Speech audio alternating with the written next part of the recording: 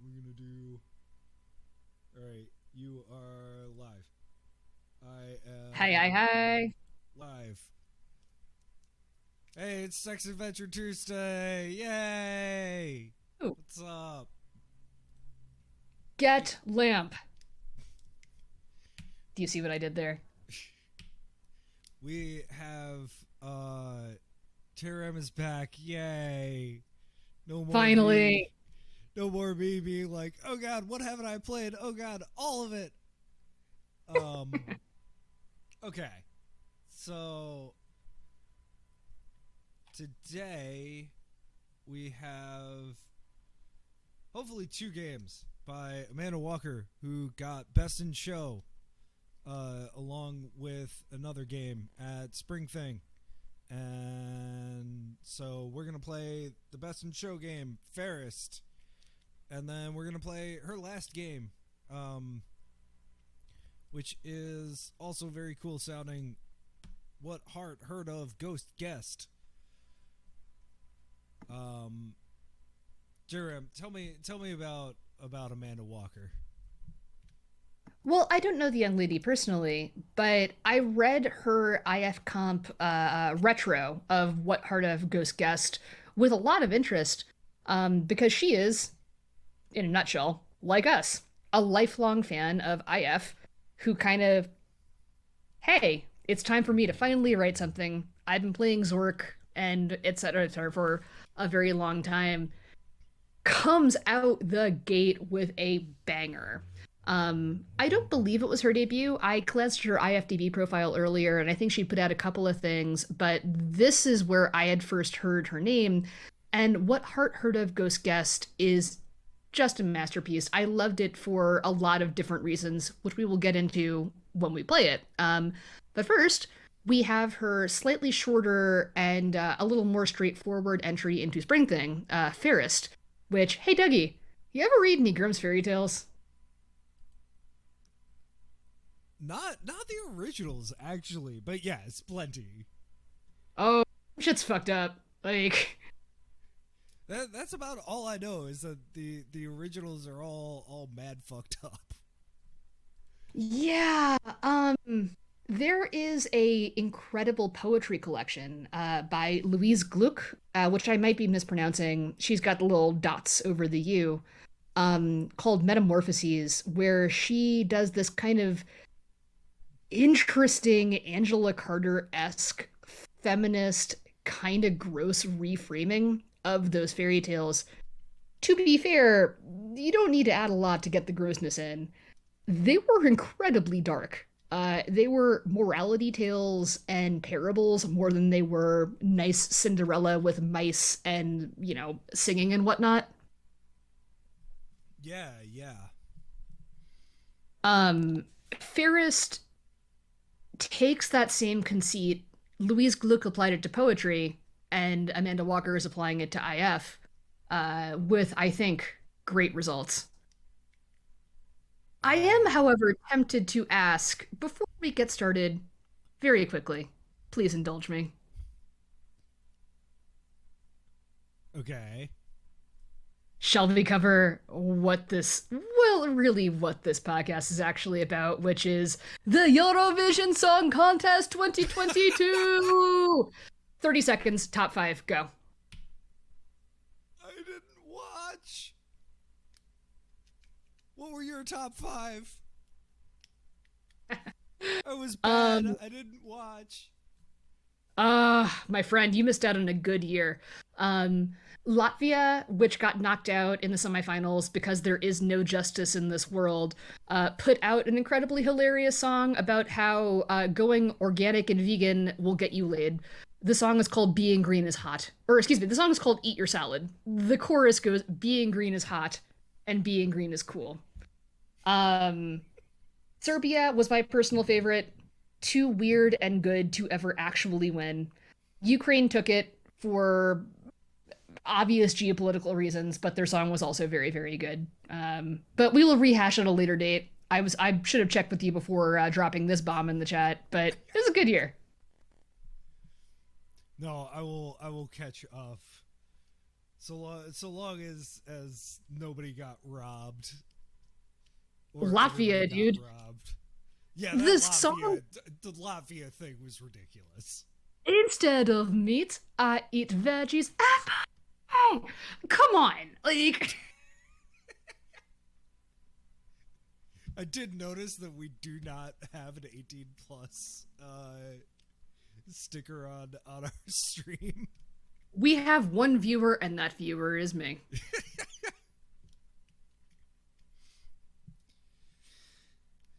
Yeah, we gotta work on that. But Check out Fairest.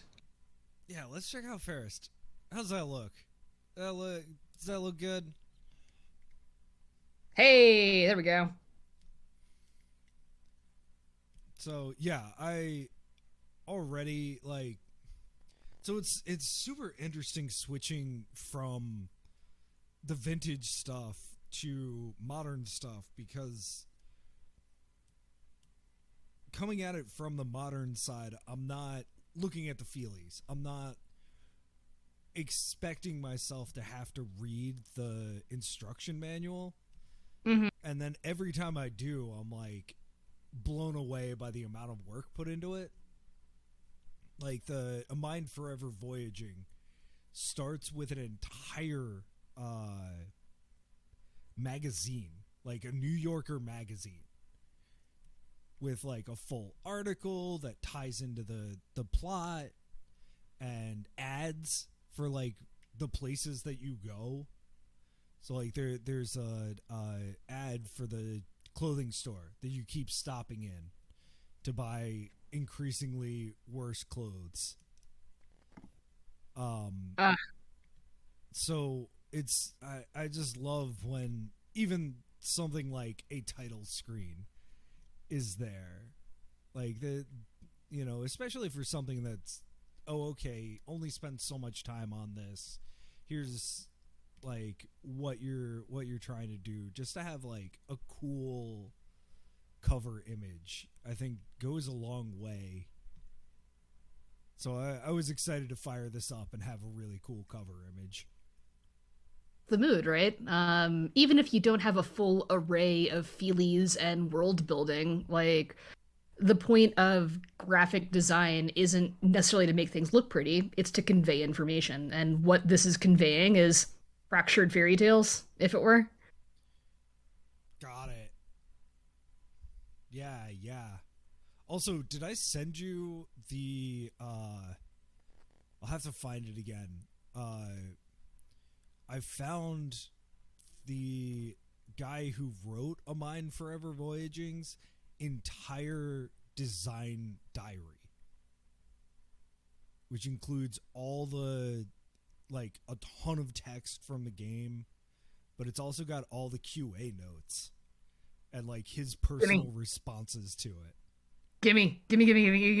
Okay, I will definitely send that to you because like it is fascinating to have him be like, "You are an idiot," to like one person who's like, "Well, why is there no score?" It's like totally missed the point here, buddy. And Delightful. to someone who found this like weird thing, he's like, "Oh man, I have to like totally rethink how this works in the world. Why are you right?" Okay. The appropriate response to a QA note.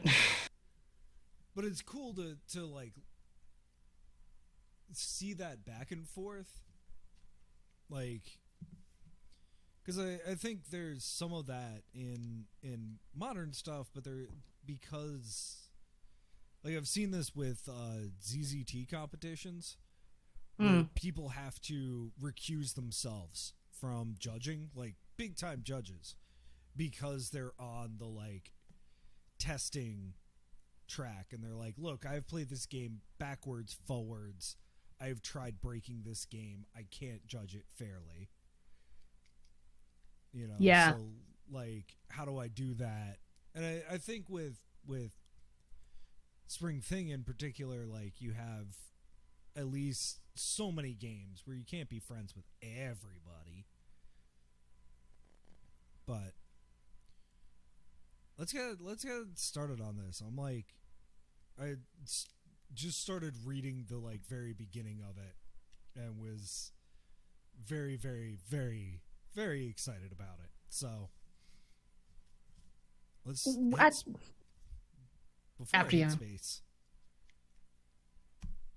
Nah, before I hit space, what were you gonna say? Oh no. At the risk of tipping my hand, I think some of the really most interesting writing in this piece comes in the end game. The puzzles are great. The writing and the narrative itself is great. It is a great game. And where it gets real cool is toward the end. That's all I will say. I am very stoked. I'm also stoked that there is an in-game hint system, so I don't need to look at the walkthroughs that I found. But you have Hey, them. hey, Awesome. I'm gonna hit space to continue. let's do it. Would we like to read some helpful information before starting the game? I'm gonna say Why not? yes. This game is made from blended fragments of Grimm's fairy tales. Every character and scene contains elements of one or more fairy tale. If you want to know what fairy tales I have pillaged in any location, you can type Grimm at any time. Okay. Type task at any time to help you remember what you're supposed to be doing. Bless you. What an incredible. And so, this is what I mean when I say it is almost the same kind of deal as Violet. It's hard to believe that this is a fairly new writer because some of these features are so well thought out, are so considerate, right? And just so well crafted.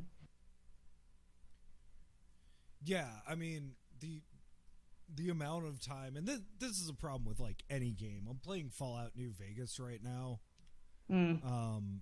and like I am forever like, what am I doing? I'm just like walking in a direction for I died, and like I just have that problem in general in games, and I think lacking the physical space ends up with that. I had that with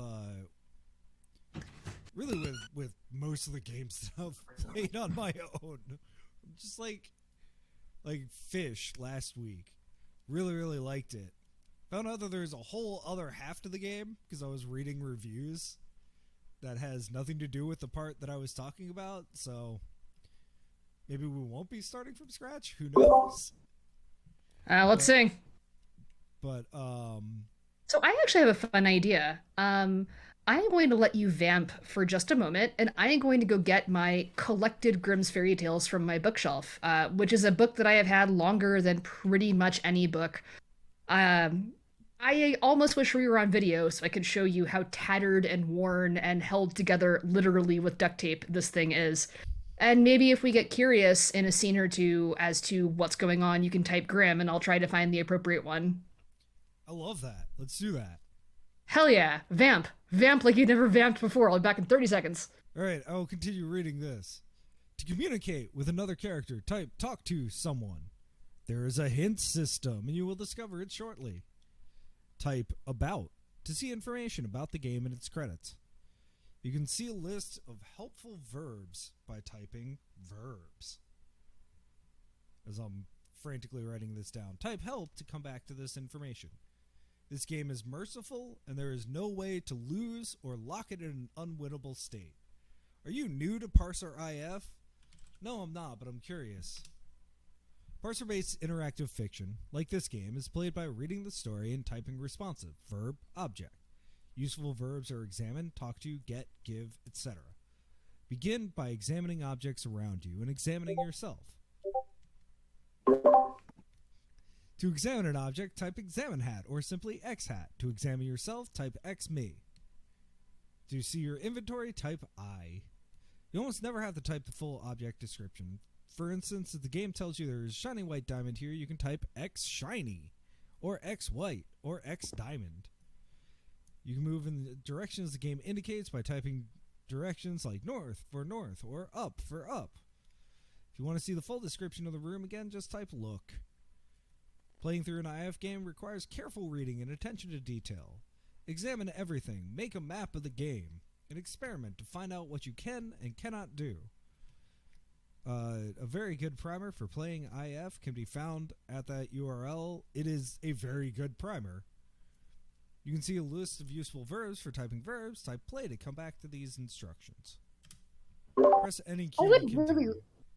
I would really love to meet the person who has never played an IF game before, who decides to, hey, I stumbled upon the Spring Thing website. Let's take this random, don't get me wrong, a very good title, but instead of picking up, let's say, Anchorhead or A Mind Forever Voyaging, it's like, no, we're just going to go straight to the modern stuff. I mean, so I was thinking about this with because I found that archive of Flash games, and there was so much, and I feel like Itch has kind of the same vibe, where you just go, all right, what's new? Cool, let me click this. Okay, what the heck is this? All right, how do I play this? So on the one hand, like, yeah, I hear you. Nobody's picking up a parser IF game if they haven't picked up a parser IF game, but like, we all picked one up at some point. Like, I remember getting Babel and not getting anywhere in it.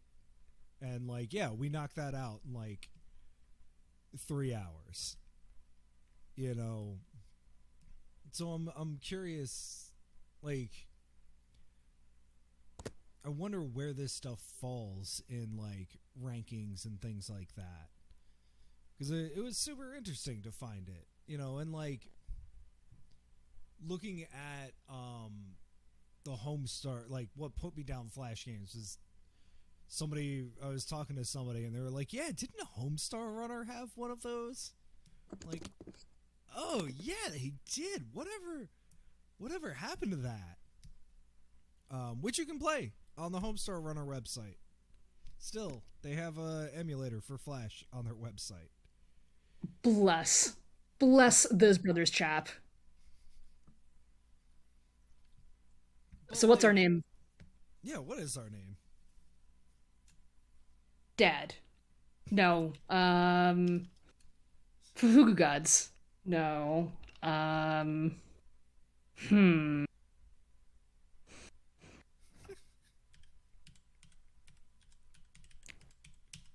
DJ? What about Fennel Efren? Sure. How much do they say your name? You'll find out. Also, before we get too much further, just a quick aside. I hang my head in shame. I said it was Louise Gluck Metamorphoses. It was actually Anne Sexton's Transformations, which I also have on my bookshelf.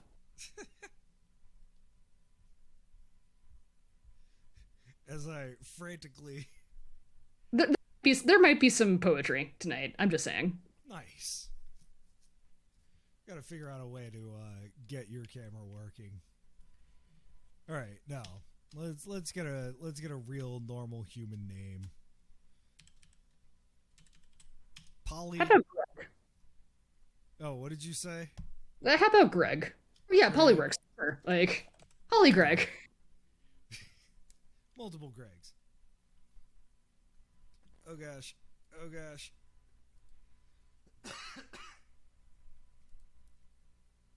Man, Twitch Studio needs a cough button. Once upon a time, there was a great king who had ruled well and long in a prosperous land of green fields and happy subjects. His first queen, a gracious and well-beloved lady, bore him his oldest son, Prince Conrad, before she died. The king remarried and had 2 sons, Hans and Roland, with his new wife, a scheming and avaricious woman. Now, the king is dying. Although generally the kingdom would be inherited by the oldest son, the malicious whispers of his wife and the complaining of his younger sons, coupled with the fact that his oldest son Conrad is a hapless young man, have led to discord over which of the sons will be the next king.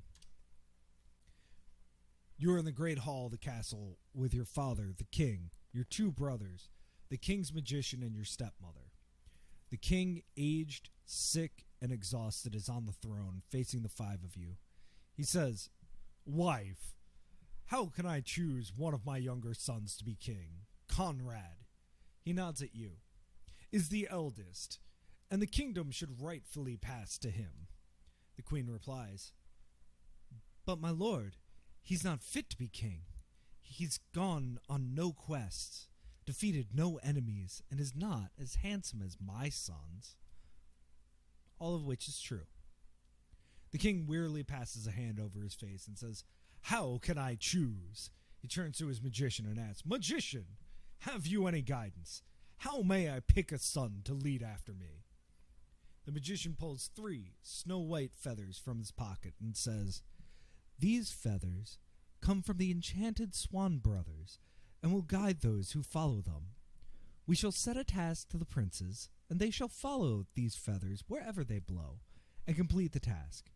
Whichever one completes it best will win the crown. What task shall you set them, Majesty?" The king ponders this for a moment and says, "They shall bring me a carpet. Whoever brings the finest carpet, most worthy of a king, will have the throne." And so it is settled. You all set off out of the great hall to the front steps of the castle, and the magician brings a feather to your youngest brother's lips and bids him to blow it. Hans purses his lips and blows. The feather heads east, dancing on the breeze, and Hans follows it immediately and gladly, as that way leads to the artisans' district of the city, where he is sure to find a master weaver and a fine carpet. The magician holds a feather to your second brother's lips, and Roland blows it. The feather, twirling in a brief eddy of air, heads west, and Roland follows it in high spirits, for that way lies the merchant area of the city, where he is sure to find fine carpets from all over the realm and from faraway lands. Finally, the magician holds a feather to your lips and bids you to blow it. Fairest, an interactive fiction by Amanda Walker. You are standing at the wide marble steps in the front courtyard of your father's castle, with its high stone turrets and the noble flags flying from them. The king's magician is holding a white feather to your lips. Blow the feather, Prince Conrad. Zizzy. Starting off,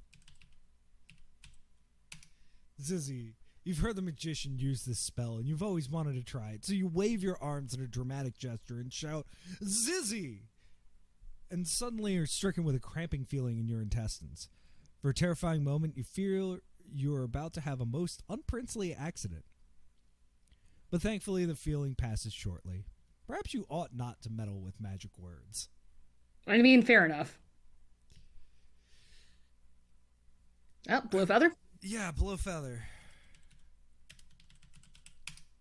You blow the feather, and it drifts slowly almost to the ground, and then blows north, skimming the dust towards the poorest part of the city. Your heart sinks, as your prospects of finding a fine carpet that way are not encouraging, but you follow it. A dirty, forlorn area on the edge of a dark forest at the northern edge of the city, where the poorest people live. You've never been here before. The king prefers to pretend that his whole city is prosperous and beautiful, so no paved roads lead here, and no visitors come here. Dark, abandoned shacks surround you. You feel eyes on you, although you can see no one. You left the castle without a thing in your pockets, but your clothing is rich and your face is known. You are surely a target here. The road back to the castle is south, the path into the forest is north. One shack to the east looks neater and in better repair than the rest, with a sturdy front door. The feather drops. Get feather.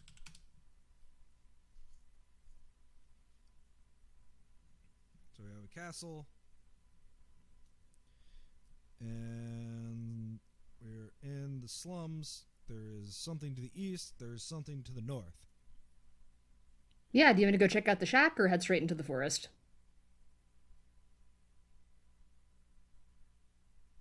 Let's go straight into the forest. Sure. Let's not worry about this shack. Yeah, clearly the shack is of no plot significance. None at all. It doesn't, look neater or in better repair than the rest. And that front door, so unappealing. Definitely not meant for knocking on. But let's look at myself. I am Prince Conrad, the eldest of the three princes of this kingdom, and the one who looks and acts least like a prince. You're dressed as befits an idle rich prince, in velvet.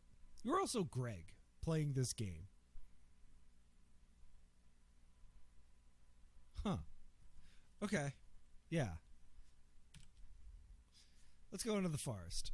We're on a path into the forest. Most people avoid this forest as the city is full of rumors about unpleasant creatures, enchantments, mischievous fairies, and other decidedly abnormal folk and circumstances there. You can go south to the slums, and the path branches to the northeast and northwest into the forest. Huh? Northeast, northwest. Let's start east. And I've already regretted where I put this map on my piece of paper. The path twists through thick undergrowth, and the canopy of the trees blocks the sunlight. You will certainly get lost if you go further. You retreat into the path into the forest. Ah, that's a nice soft lock. All right, let's try northwest. Go to the damn building. There was a building there. Why didn't you go to the building? No, no, you have to put it in the square hole. No, but this is my hole. I feel like back to the slums. All right, fine. Let's check out this goddamn shack. Fine. But like that, I think that's really well done, though. It doesn't say no, you can't go that way. It just goes, no, you just turn around. Playing a lot of older games, it's more that they would be like, no, okay, you're in a dark maze, and maybe you can speed run this, I guess, but probably not. And then you die. So it's nice to just be like, no. We're just gonna pick you up, turn you back around. There's an obvious thing here. I feel like I've talked about this before on the stream, but the primary achievement or the primary unit of score in IF is not points or achievements, it's time. And that's one of the things that bugs me about the older games where, okay, you've gotten all the way through Hitchhiker's Guide and you forgot to feed the sandwich to the dog, so fuck you, start over. No, I have a job. Like, I'm playing this for fun. And the more modern movement toward, the Zarfian Gentle rating is deeply appreciated as someone without as much time as she would like to spend on IF. Yeah. I mean, and I think there were, motions towards that. Like a Mind Forever Voyaging had that, where you can't, there are absolutely insta-deaths, but that's only if you ignore every signpost, Yeah, I gotcha. Where, with something like, even earlier stuff, immediately earlier stuff, Suspended is just a line of insta deaths, and you start from scratch. But you only get 140 turns, so it's really trying to optimize that in a very weird way. But it's almost the polar opposite of it. All right, let's go east. It's gonna make me open this door, isn't it? Let's see. Oh, no, it's not. You knock on the door, but there is no answer. Your knock is opened at a crack, though. You look around at the dangerous street you're on and go in. Not a great move, man. What? Don't go into strange people's houses. It's the only house to go in. You don't know who's trapped up. A small room dominated by a large empty loom. A small fire crackles in a stone fireplace, providing flickering light. A woman is seated at the loom, examining herself in a mirror. A rickety table is beside her, on which rests a shuttle, which gleams in the firelight. The woman takes no notice of you, despite the fact that you have rudely barged into her home. My apologies. She continues admiring herself in her mirror. The only exit is west, back to the street in the slums. Oh, it's a loom with a shuttle. Okay. I was like, what? Why is there a shuttle? What's a shuttle?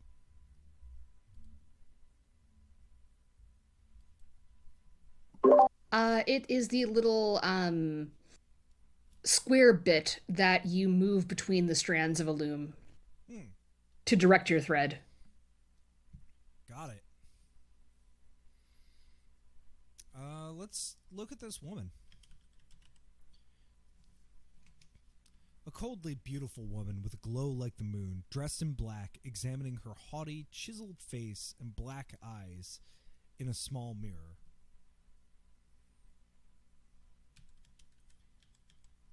Loom? It's a large loom for weaving. The shuttle is a particularly fine shuttle for weaving on a loom, although you are generally not a good judge of such workaday objects. But this one glows with a silver light, like the woman in the room. I think it's telling us to X-woman. I did X-woman. She's a coldly beautiful woman with a glow like the moon, dressed in black, examining her haughty, chiseled face and black eyes in a small mirror. My apologies. Can we talk to the one? We can, with the command, talk to. Oh, talk to the woman. We love a forgiving parser. You clear your throat and say, "Excuse me, this may sound very strange, but a feather brought me here to find a carpet worthy of the king. Might you happen to have one?" You glance at the empty loom in the shuttle. "Or might you be able to make one for me? I would reward you handsomely for it once I am king." The woman slowly looks up at you from her mirror and gives you an icy smile. She's incredibly beautiful, like the moon. She is cold and pale and stark. She says, "I'd be happy to make you the most majestic carpet ever seen, only I have no thread with which to weave it. If you can find me some suitable thread made of gold, I'll make the carpet from it if you promise me my heart's desire when you are king." "Of course, I promise," you say lightly. "Only, where can I find golden thread?" She smiles again and says, "How did you find me? Do that again." The woman peers out through the text, out the screen, sees you, Greg, looking at the mirror, and holds it out to you. You are powerfully drawn to it. The mirror is calling out to you. You want it.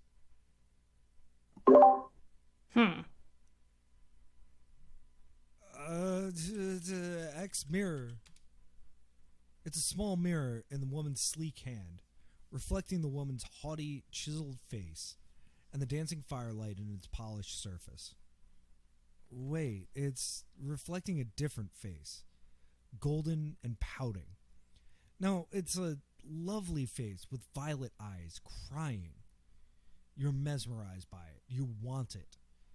The woman peers out through the text, out the screen, sees you, Greg, looking at it, and holds it out to you.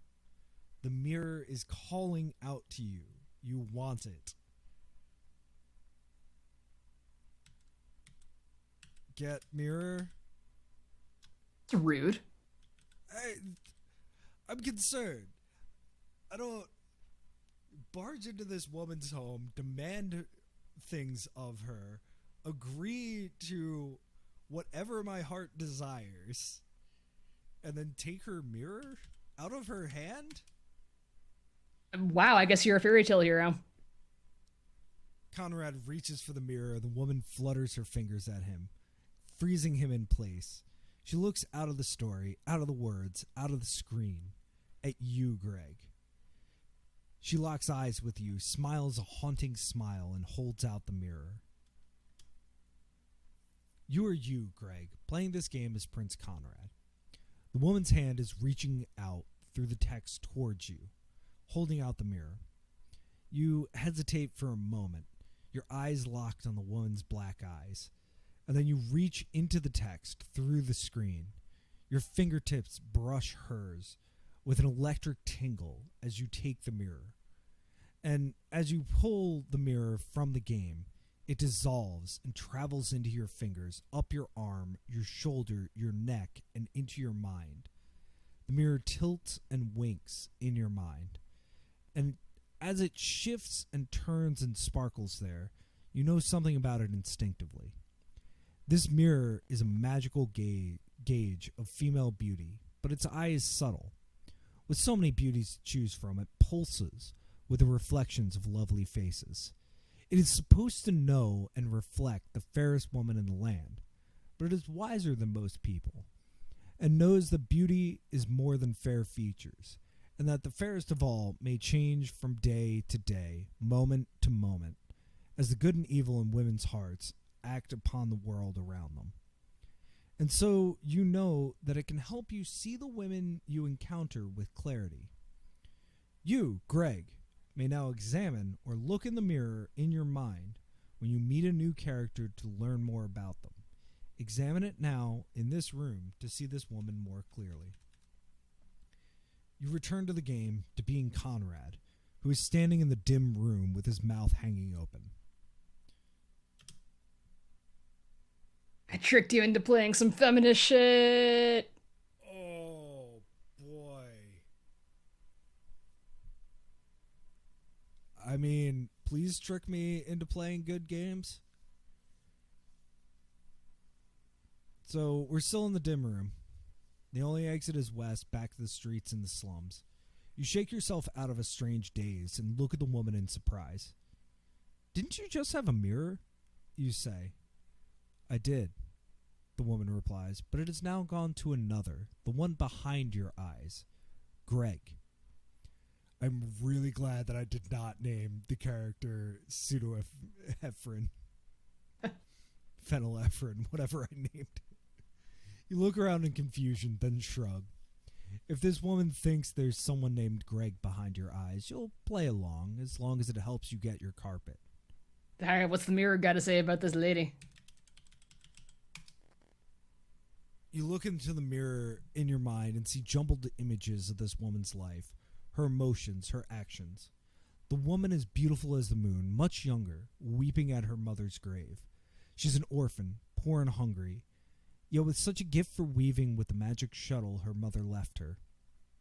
She's marrying a great lord, who is impressed by her stunning skill at the loom.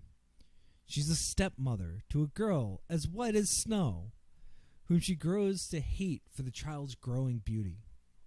Murder in her heart, she tries to kill the girl and fails. She's relegated to this room, to poverty again, to waiting for an opportunity. Mirror shimmers in your mind. It wishes to be of more use, to put its probing eye to other ends, to be helpful. It wants to play a better, richer part in the story, that of a guide.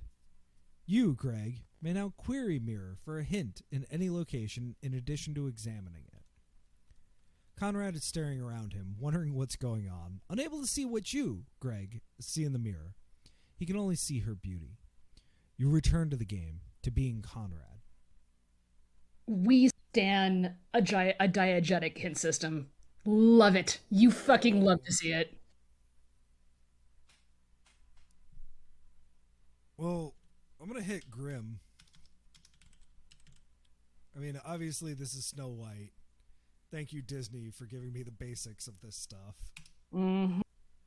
Base fairy tale of this story, three brothers following three feathers to vie for the throne. It's the three feathers. Yeah. The feathers in my rendition come from the enchanted brothers transformed into swans in the six swans. Other fairy tales used in this location: Snow White and the Seven Dwarfs, Spindle, Shuttle, and Needle. Hmm. So, do you want some poetry or do you want the fairy tale? Oh, let's do poetry. Here is the opening stanza to Snow White and the Seven Dwarfs by Anne Sexton. No matter what life you lead, the virgin is a lovely number. Cheeks as fragile as cigarette paper, arms and legs made of limogé, lips like Vanderon, rolling her china blue doll eyes open and shut. Open to say good day, mama, and shut for the thrust of the unicorn. She is unsoiled. She is as white as a bonefish. Ugh.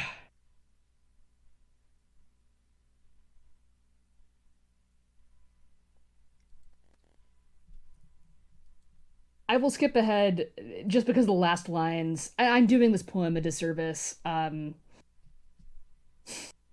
so she danced till she was dead, a subterranean figure, her tongue flicking in and out like a gas jet.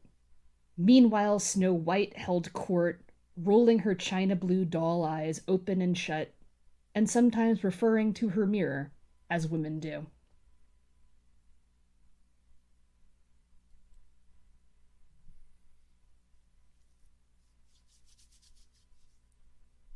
I am very stoked about continuing this way. This game is so fucking good. Like, all right, so continue on. I'm gonna look up Spindle, Shuttle, and Needle just out of curiosity. Yeah, it's so interesting too because it's like I can almost see the story, like the six swans and the three feathers. Like you see all the pieces there already, and I just don't know them to know how those pieces fit together, you know? I was a nerd for the old Grimm's fairy tales before I was a nerd for much of anything, really. My dad gave me this copy of the complete Grimm's at possibly an inappropriately young age. This is well trod ground. I'm not gonna, make like the cliche observation is, yeah, these stories aren't for kids. Yeah, I mean, it's yeah, they're folk tales. They're for like all folk, and I'm curious. I don't know as much of the history stuff. I know you did a lot more in like academic learning of mythology and that kind of thing, and I would absolutely throw fairy tales and mythology just as Oh, someone who doesn't know anything about this stuff. no, Vladimir Prop, baby. The morphology of the folktale. Look that if you're interested in this, you're interested in that. I promise you.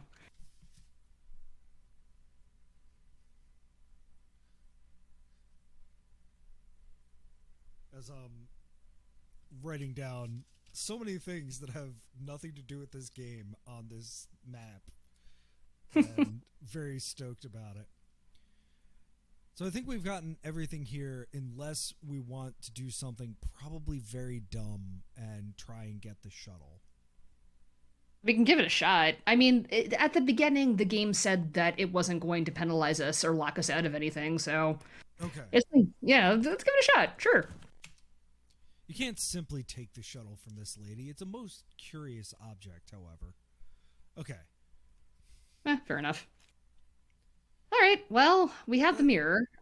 So I guess our next step is to go to the woods and consult the mirror for where we should go. oh, I was thinking blow on the feather.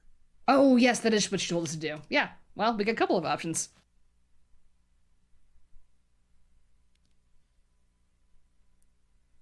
I'm gonna blow feather. If I can type feather. You blow the feather into the air, and a chilly breeze spins it around and carries it north, out of the city and into the dark forest.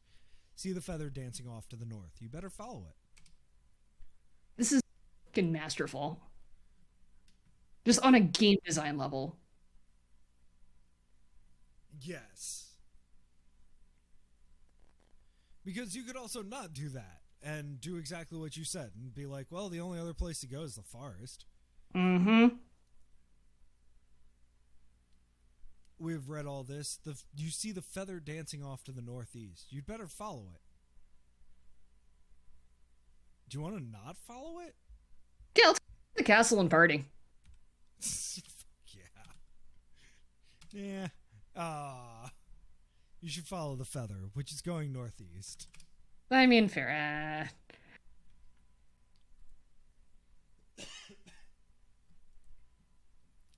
The path twists through thick undergrowth, and the canopy of the trees blocks the sunlight. You follow the feather for some time, twisting and turning through the trees. After some time of trotting after the feather, you are suddenly stopped in your tracks. A large wolf is standing in the path. It sees you and snarls. You back away and it advances, teeth bared, and you run off east, off the path, into the forest. You thrash through a thicket of thorny bushes and stumble onto the grounds of a sizable estate with a great stone house next to a tranquil pond. You appear to have shaken the wolf, but the feather is nowhere in sight. You've lost it. Oh, God. One chapter into this fairy tale, we've already fucked it up.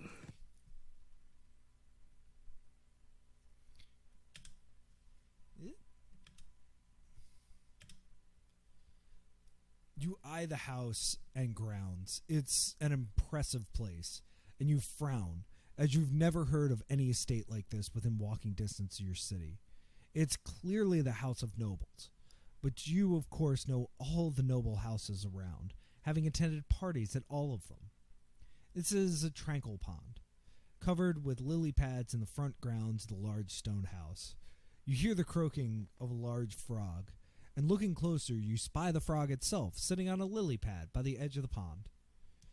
The forest is to the west, an elegant stone house with a large front door is to the east. Something gold twinkles in the pond, catching your eye. Talk to frog. Feeling somewhat foolish, you say, hello? To the frog, which croaks back loudly and urgently, eyes rolling, tears falling. You have the distinct impression it's trying to tell you something, but of course you can't talk to animals. Something gold twinkles in the pond, catching your eye. Burn a spell slot.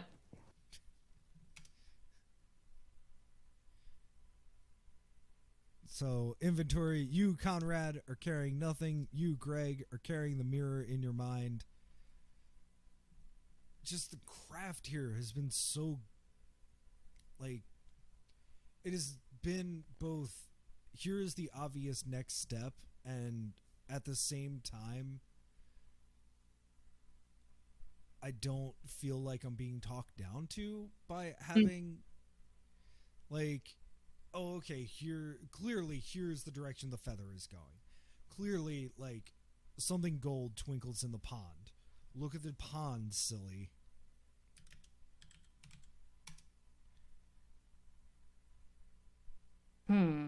X gold? X gold. On closer inspection, you see a golden ball down in the water, twinkling and gleaming in the green light of the pond water. Get ball? You reach towards the water to take the golden ball, causing the frog to croak loudly in alarm, and a hand reaches out of the water towards you. You snatch your hand back as a slender, green-tinged girl with long bronze hair comes out of the water at you, showing her sharp teeth. You stumble backwards as the girl, quite naked, but for her long, wet hair trailing over her body, leaps up the bank of the pond. It's a Nixie. Nixie? It's a lithe, green-tinted girl with long bronze hair which wraps around her naked body. She has pointed ears and amber eyes with vertical pupils. She smiles at you and shows sharp little teeth. You've heard of water nixies, but always assumed that they were myths. Yet here one is, exactly as your childhood nurse described them. Talk to Nixie? You manage to sputter out a greeting. Hello? The Nixie blinks her amber eyes, shows you her teeth, stretches her lithe body, and lisps. So, you would like the sphere? I think not. It pleases me to deprive that silly girl of her toy. Perhaps the frog would get it for you if you could speak with him? I think you can do no such thing, though. You stammer for a moment, trying to avert your eyes from the Nixie's nude body and failing miserably. Manage to say, I just saw it shining in the water. So sorry, I'm here by accident. The Nixie stretches again, enjoying your attempts to keep your eyes off her body, and says, So, we have nothing to discuss then? You will keep to the soil where you belong, yes? And with that, she dives back into the pond, leaving you gaping on the shore.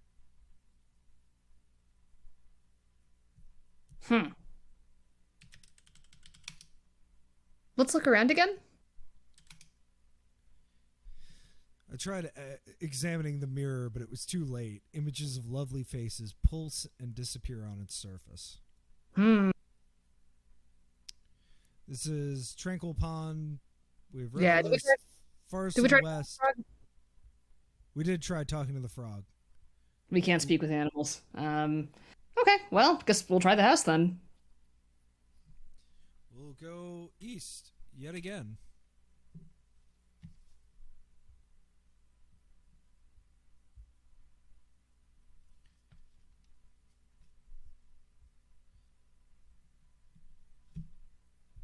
You knock on the door, and it's opened by a butler in impeccable livery. He says, Prince Conrad, do come in. You don't know this man any more than you know the house, but it doesn't trouble you that he knows you. Everybody knows you. You're a prince. The butler leaves you momentarily and returns with the master of the house. The butler stands aside as the well-dressed gentleman stalks into the room, trailed by a gorgeous girl in silks.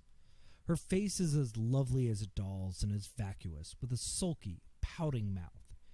Even though she isn't making any noise, you can hear the echo of a whine trailing in her wake.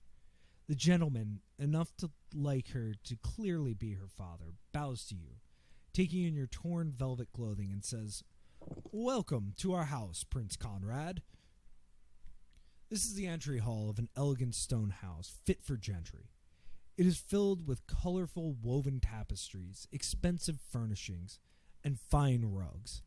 The exit is west. You can see a girl and a man here.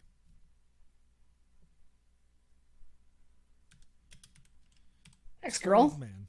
Okay, start with the girl. Let's start with the girl. A lovely girl with a pouting face. She's one of the most alluring girls you've ever seen, with caramel-colored hair, hazel eyes, and golden skin.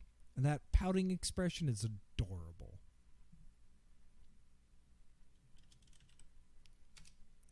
The man is a handsome older gentleman, clearly the lord of this fine house. Yet he is a stranger to you, which makes no sense. You're a prince. You know all the rich and landed men for 50 miles around the city. I think we should consult the mirror. Yeah, let's X that mirror. You look into the mirror in your mind and see jumbled images of this girl's life, her emotions, her actions. The girl confined to her home by a curse, bored, lonely, angry. Her golden ball falls into the pond and she shrieks in frustration. The frog retrieves it and she promises him a place in her bed, then runs from him. Her father, telling her that she must honor her promise as she screams and cries. She's disgusted by the frog trying to climb into bed with her. She throws him at the wall in a fit of rage and violence. Conrad is staring around him, wondering what's going on, unable to see what you, Greg, see in the mirror. He can only see her beauty. You return to the game to being Conrad. This one. This fairy tale does not actually work out quite the way that the Disney movie with the lovely jazz soundtrack made it sound like. Yes. So this is the Frog Prince. which I do not remember one bit. Pretty cute movie. Oh, I mean, I have not seen it, but I do know the the Disney movie exists. Man. I actually rewatched it recently. So for context to anybody on the screen, I am from Louisiana. Doug lived there long enough to be called a local. You get bona fide creds from me. They got a Cajun ass lightning bug. It's a pretty good joke.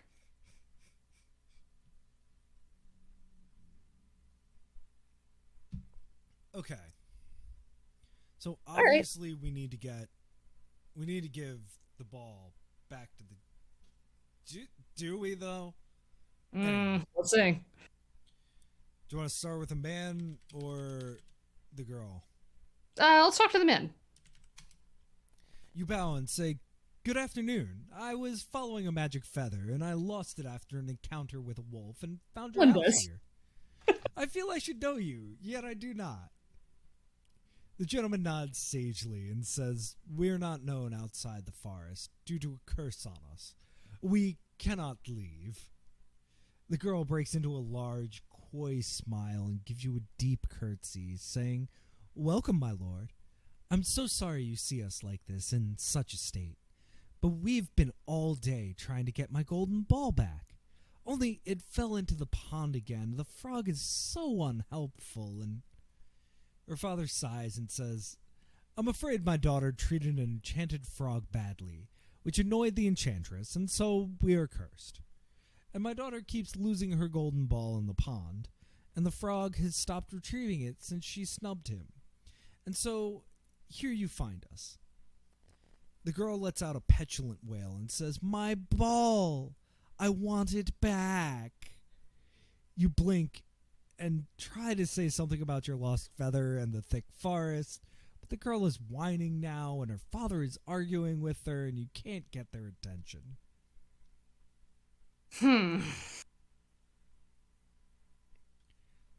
Try to get the girl on the side. Oops. Too many text adventures. Prepositions, they exist. You try to get the girl's attention, but all she will do is whine about frogs and her golden ball. All right, let's look around this room again. Yeah, is there anything here we can steal? In classic adventure game fashion, just wandering into people's houses and taking their stuff.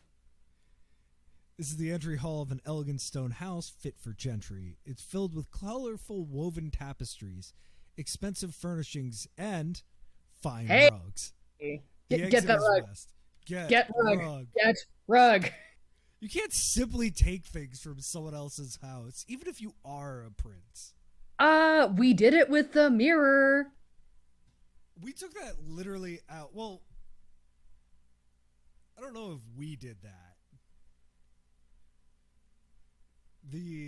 I think what we have here is a side quest. Yes. Okay.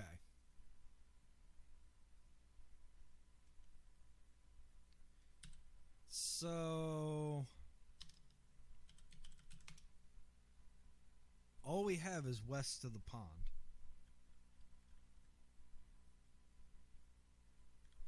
I want. Sorry, go.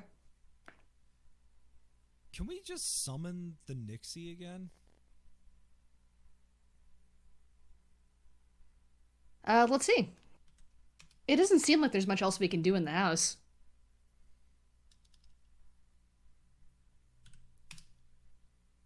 Suddenly, as you exit the house, you see the feather zip out over the trees. It found you. It hovers over your head for a moment and then dances slowly on a breeze back into the forest to the west. You better follow it. No, I want to get the thing. I want to hang out with the Nixie. Yeah, clearly like the best character in this game so far. This is a tranquil pond, blah, blah, blah. Feather is heading west. You don't want to lose it again. You'd better follow it. No, don't tell me what to do, game. You remember the Nixie's sharp teeth and stay your hand. You aren't going near that pond. So, all right, west. We're back to the far fork in the path. This is the place where you saw the wolf. The bushes are beaten down to the east where you ran to escape it. That way lies the pond and the stone house. Your city lies southwest. The feather is drifting north. You better follow it. You travel north for some time through the forest and it pops you out into a place you know. This is the town square of Hamelin, a place you've been many times, although you've always taken the much longer route around the forest in a carriage. It's a quiet town as something happened to all the children some time ago and they're gone. The mayor's house is to the east, a road to the west seems to be blocked off, the forest is to the south. To the north, you can see a stone tower surrounded by briars and brambles. There is a sign on the roadblock. Here in the square is a life-size marble statue of a sweet-faced girl holding a marble rose. The feather is drifting east. You better follow it. The feather can wait. It's fine. Let's look at the sign.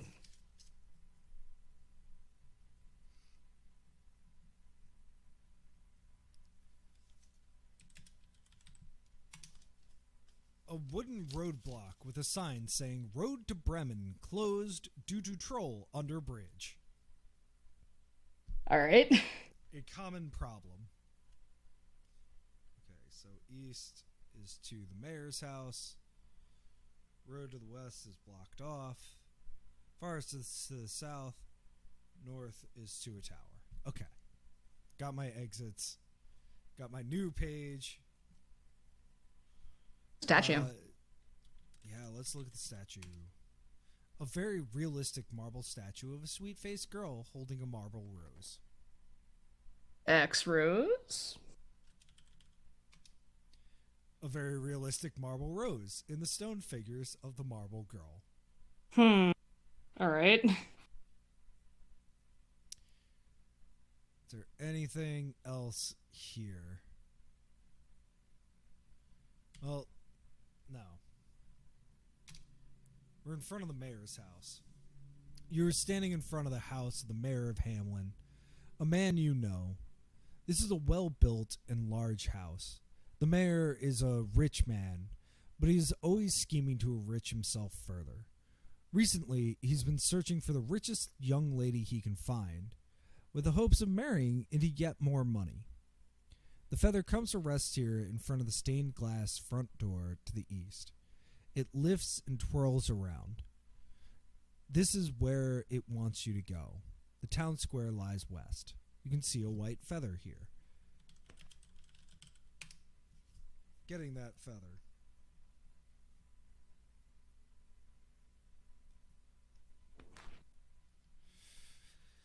Let's look at this door, though. Stained glass seems pretty specific. Mm-hmm.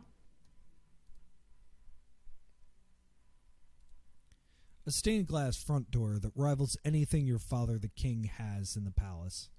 It leads east into the mayor's house. Is there anything else we can look at? Have we looked at the feather? Oh, yeah, let's look at the feather. It's a snow-white feather, a little bit draggled from skimming the dirty paths through the slum, but still shining with an inner glow. Okay. Interesting. Well, shall we go inside? East? You knock on the door and are admitted by a servant. He calls for the mayor, who comes rushing in, as is appropriate when a prince comes calling. This is a well-built and large house, fit for an ambitious man in charge of a prosperous town. It is filled with expensive knickknacks and objets d'art. All the fine things are crammed into the room without thought for their placement. There is a door to the east, and the exit lies west. You can see the mayor here. Ex-mayor.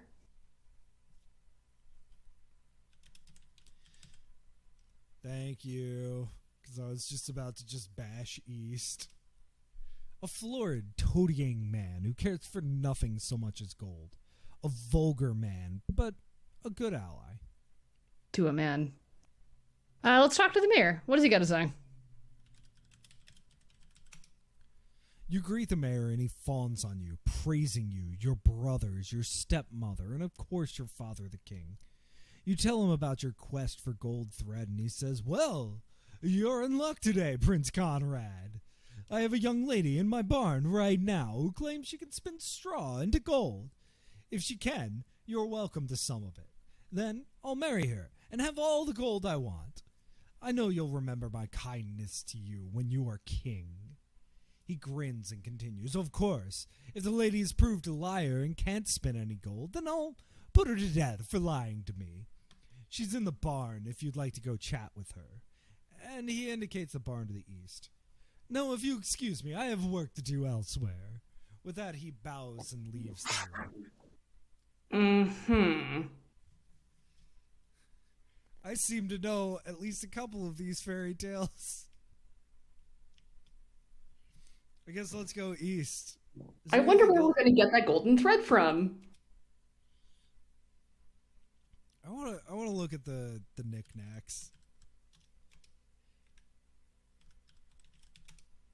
Expensive knickknacks. Porcelain vases, carved boxes, metal bowls.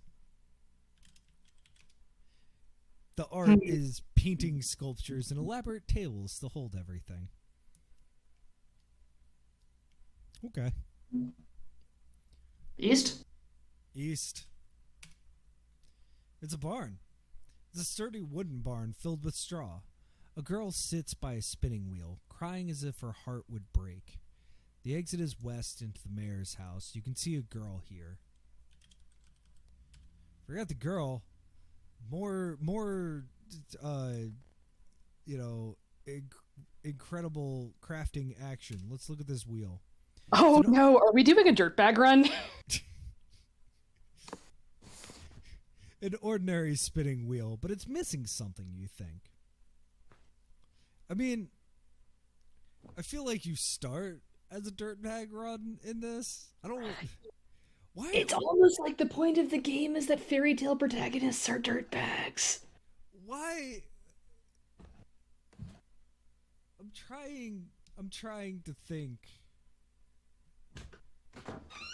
There are not that many games that we've played on stream where the main character is anything like at all worth being a positive role model. I guess, to be fair, A Mind Forever Voyaging has a positive role model protagonist, but he's a computer, so... Man, it's the only good men are computers. They all say. All right, let's talk to the girl. Yeah. You clear your throat and say, "I, your prince, wish to have a word with you, miss." The girl raises her teary violet eyes to you and says, "Have you got a spindle?" You say, "What? Why, no. Do you need one?" The girl replies, "I can't spin anything at all with a spinning wheel lacking a spindle." "So you can spin straw into gold?" you ask.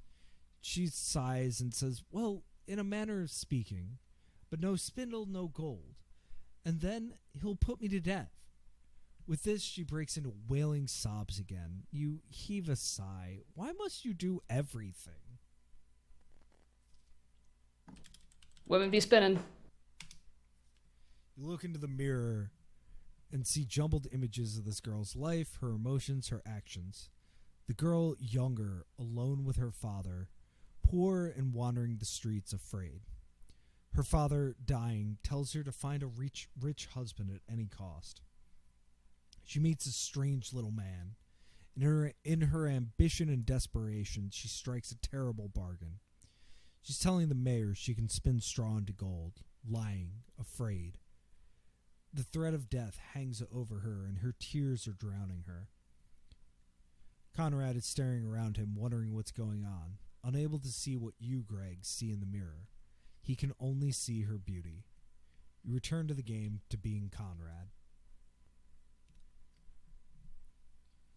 Okay, so we need to get the thread from the girl, and we need to give the girl a spindle. Oh boy. We saw a tower to the north with brambles, didn't we? Yes. Yeah. All right. Real quick. Yes, Rumpelstiltskin. I identified one all by myself. Gotcha. You don't get no medal. All right. We're back to the town square. 3 Wests. Well done. How about you grim me? It's been a while. Yeah. Woof. You got your choice here. Other fairy tales used in this location: the Queen Bee, Jorund and Jorungal, the Pied Piper of Hamelin, the 3 Billy Goats Gruff. Huh, I don't know all of these.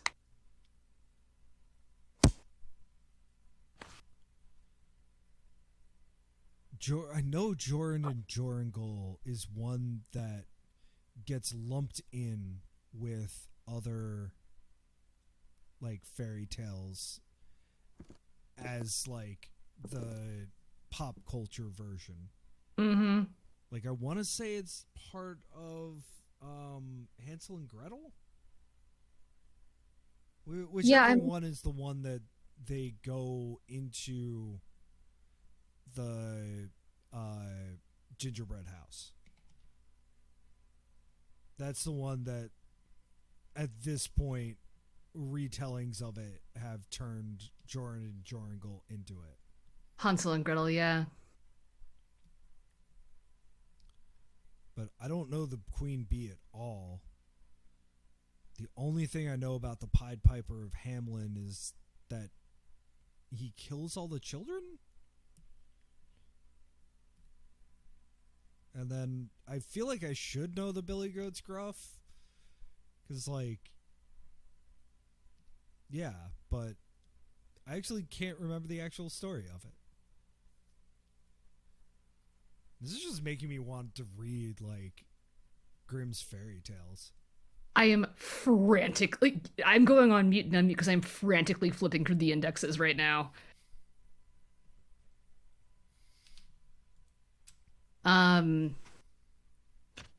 I guess I'll wait till we get to the Rumpelstiltskin portion, but Anne Sexton does have some good shit. All right. So in the meantime, let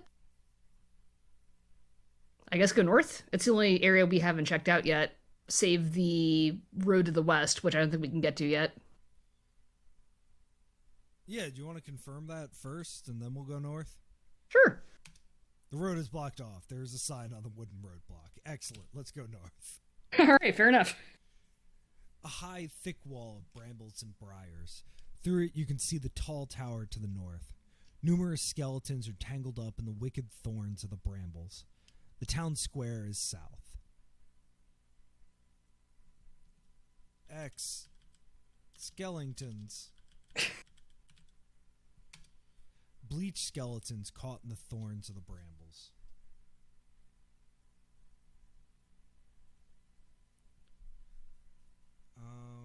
Dillingtons?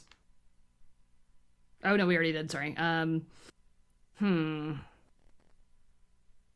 I guess we can't go north yet. I think we can just go north again. Let's give it a shot. Just wanted to make sure you really, really don't want that ick if you try and get the skeletons. Boo. Look, all I want is a goth house. I just want skeletons everywhere. You eye the skeletons caught in the thorns of the brambles and stop. You really need some way to find a path through so you don't end up like that. Fair enough. You blow the feather into the air, and it dances into the bramble patch, showing you an uncomfortable but manageable path through the maze. The brambles tear at your skin and clothes as you pass by several skeletons caught in by the thorns. The feather guides you to a clearing in the brambles and falls to the ground. This is a small clearing in the brambles where you pause to rest. A skeleton lies here with a sword still around his waist. You can go south back to town or north to the tower. You see a white feather here. Well, let's get that feather. Let's get that sword? Question mark? The sword is a very fine steel sword, much finer than anything you have at home. It's quite the nicest sword you have ever seen. Am sword guy. Get sword. You unbuckle the sword from the skeleton, which falls to bits as you do so, and buckle the sword around your own waist. You'll be ready to face any wolves now. Oh ho ho ho.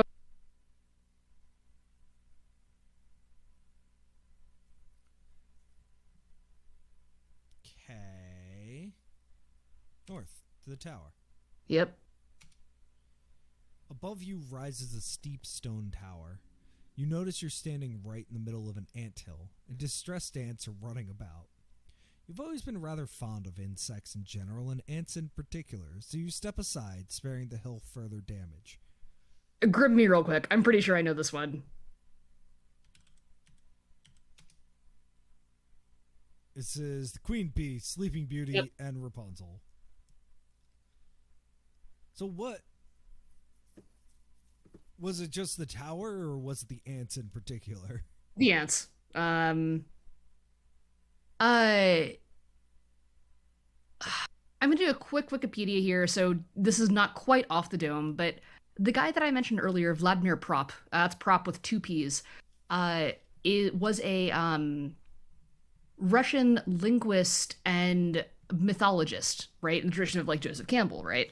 And this is one of the ones we studied when I took a class on him in college. You can categorize most of these stories in a fairly simple set of parameters. And this is always one of my favorite ones because it's just the moral is if you're nice to animals, animals will be nice to you. Doesn't actually work out like that, but it's a fairy tale. I appreciate it. We need to be nice to the ants. So don't stomp on anthill. Maybe save and then stomp on anthill. I mean,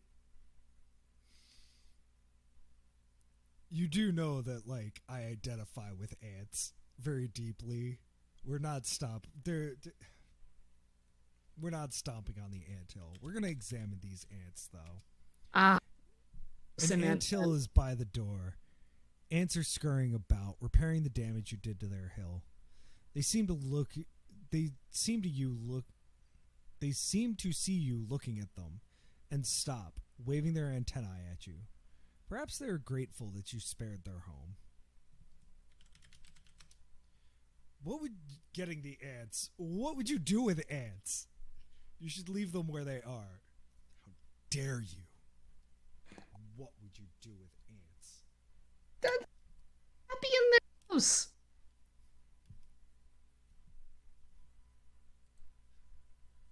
So I do have one thing to admit. I totally forgot to set this playlist on shuffle. So we've just been like rolling through the Faster Than Light soundtrack. It's been pretty Is great. that a bad thing? It is not. Okay. Yeah, we do not mess with ants. I mean, I mean, even like mostly kind to fire ants. Like, they're just doing their thing. They don't understand. It's not their fault that they're like extremely good ants. You clearly never read the Animorphs where they morph into ants and immediately lose their sense of self-consciousness, become ants, and start ripping Marco apart because he's an injured ant. Well, look, ants do weird stuff. Maybe I should get an ant farm. If you became an ant farm guy, I would be so chuffed. Like, are you kidding me? Of all the weird things to get into your 30s, yeah, ant farms are definitely top tier. There's some excellent YouTube channels of ant farms. Just You like need to go on mute these, for a second. I'm just gonna go a little spelunking. I'll back in a second. just like weird ant stuff. All right. So, okay. Not going to mess with the anthill. I mean, I'm going to assume the only exit is up. Oh no, we can still keep going north. Yeah, I think North takes us into the tower. You knock on the door, and a head of red hair pops out of a window high above you and says, "Prince Conrad, please come in," before withdrawing back inside. The door to the north creaks open, which unnerves you a bit because there's no one inside to have opened it. You enter the ground floor of the tower cautiously. A stone room, empty before a spiral staircase going up and up and up. You can exit to the south.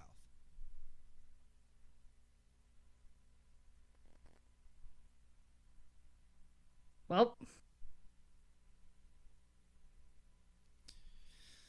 I guess up. let's do it. You pause on the stairs and catch your breath. You can see a landing above you and the ground floor below.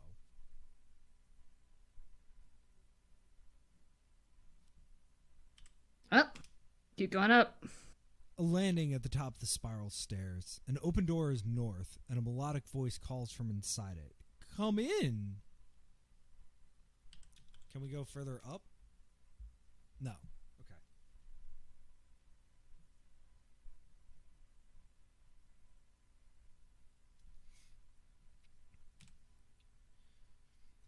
I do like that it said, "Hey, map this," just as like a warning and to keep things straight, but this has also been a very linear map, not as a knock on it, because I think who's got time for mazes? Mm-hmm.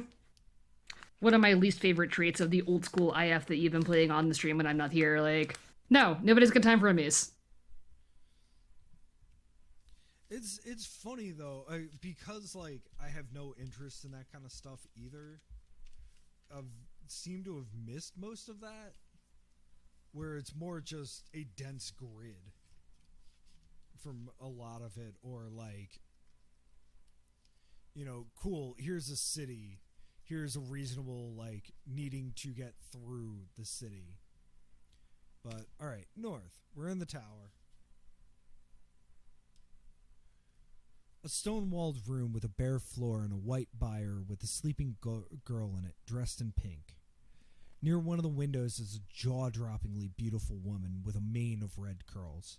She's sitting in an ornate chair and is wearing the most beautiful necklace of pearls you have ever seen. She smiles invitingly at you, flashing her emerald eyes.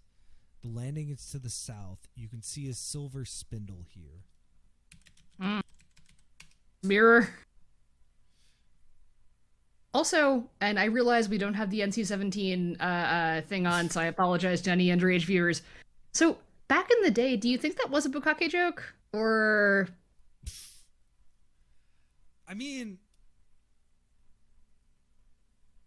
I have no idea. There's probably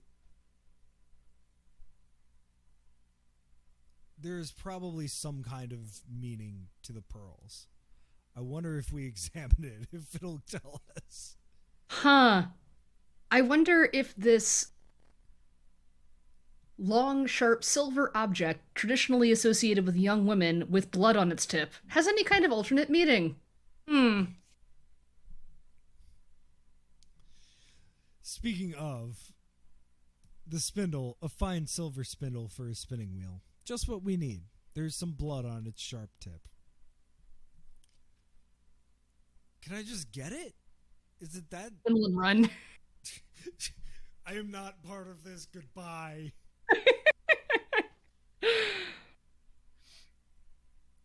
You know what? Let's try.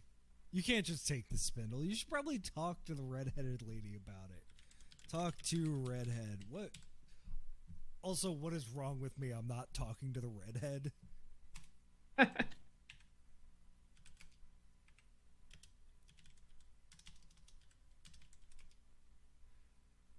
boy. Okay. Let's try this again. Talk. You can do it, bud. Oh, Conrad's got no game. You bow deeply and say, "Good afternoon. I'm in need of a spindle, and I thought you might just spare me one."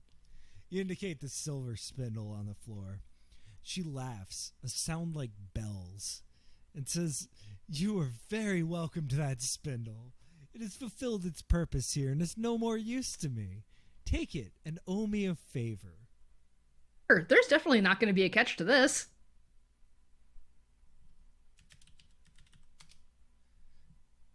Ex-woman. An enchantedly beautiful woman with a mane of red curls, a merry smile, and emerald eyes. An extraordinary neckline of perfectly luminescent pearls is looped around her neck. She sees you looking. She stares out of the screen, her green eyes finding you, Greg, through the words, and says, "I see you." Conrad says, "What?" The lady chucks him under the chin and says, "Hush, Prince." And he does, staring around in bewilderment, squinting at the words, at the story he's caught in, unable to see through it. She laughs, a shiver of bells, and says, "I see the mirror in your mind, Greg." She then turns away from you, back into the story. I could talk about this for such a long time. The thing that gets me is that Amanda Walker, you absolute jerk. How dare you come out of nowhere and just like this absolute mastery of craft, this incredible MacGuffin that is this beautiful like 4D chess metafictional thing that fits in with the themes of a story of the fairy tale story. Oh my gosh.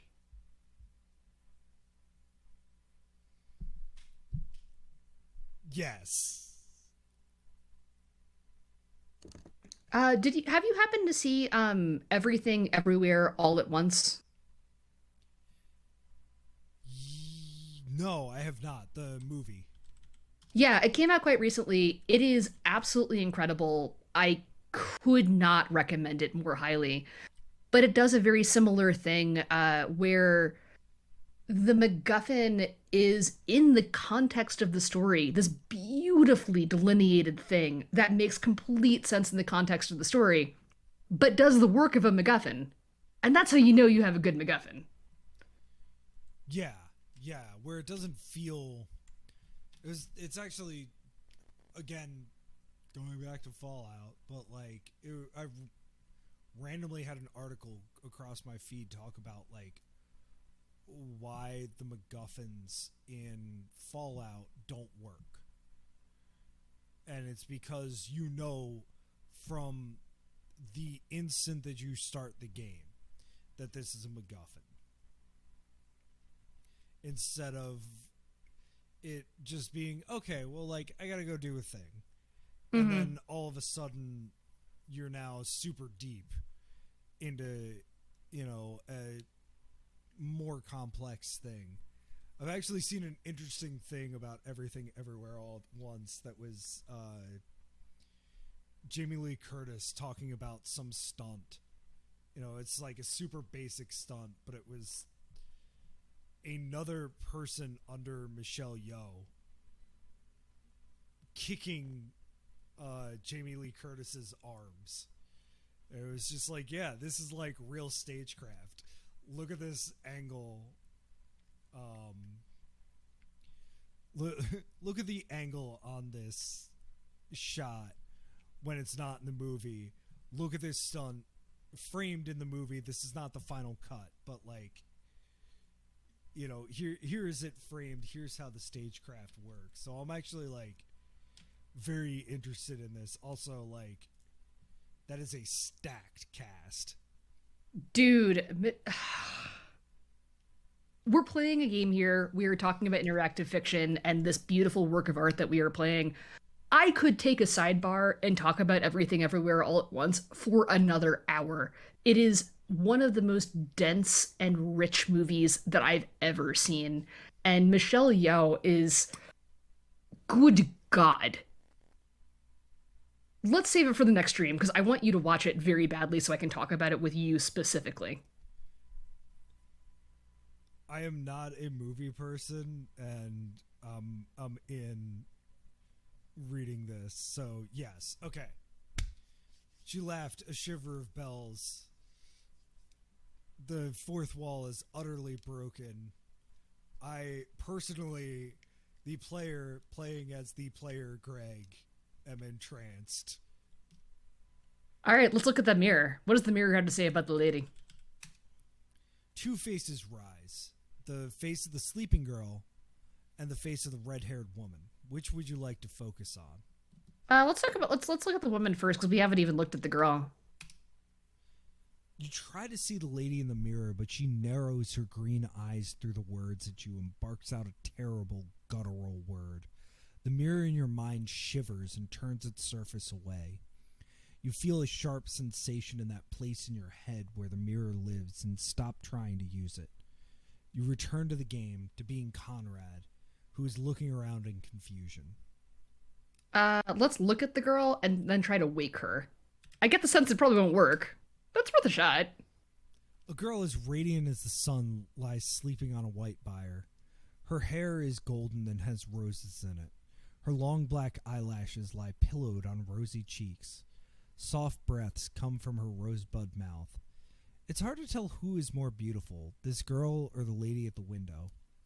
In fact, you've seen so many dazzling women today that your head is quite spinning. The lady sees you examining the sleeping girl and says, "Lovely, isn't she? Too bad she'll sleep forever. She's been sleeping already for 1,000 years. Her parents are long since dust. But I'm still angry at them for not inviting me to their party."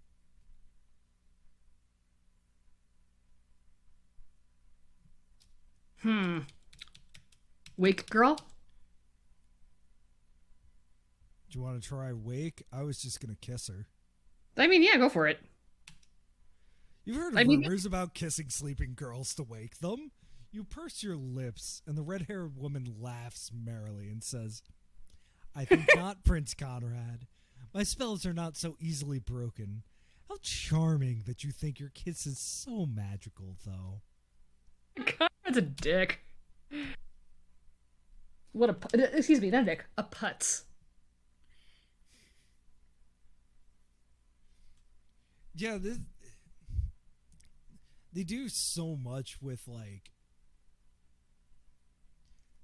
you know, the silent protagonist kind of thing, and I feel like I have such a good, like, mental image of Prince Conrad, just because he's, like, kind of hapless. Yeah, Not an idiot. Not a bad dude necessarily, but an oblivious one. All right, let's just try to, like, wake her up. Why not? Sure, give her a little shake. You reach out to shake the sleeping girl, but the red-headed woman flashes you a disapproving look and you stay your hand. Yeah, sure, probably a smart move. All right. Let us consult our mirror. You look into the mirror in your mind and you see jumbled images of this girl's life, her emotions, her actions. The sleeping girl is a child, hidden away from the wrath of an enchantress, fearful, confused. She's older now, home again, consumed with curiosity, exploring her father's castle. She sees a silver spindle and compulsively reaches out to touch it. She's dreaming, lost in a dream for centuries. She dreams of waking, of living, of choosing her life for herself. Conrad is staring around him, wondering what's going on, unable to see what you, Greg, see in the mirror. He can only see her beauty. You return to the game, to being Conrad.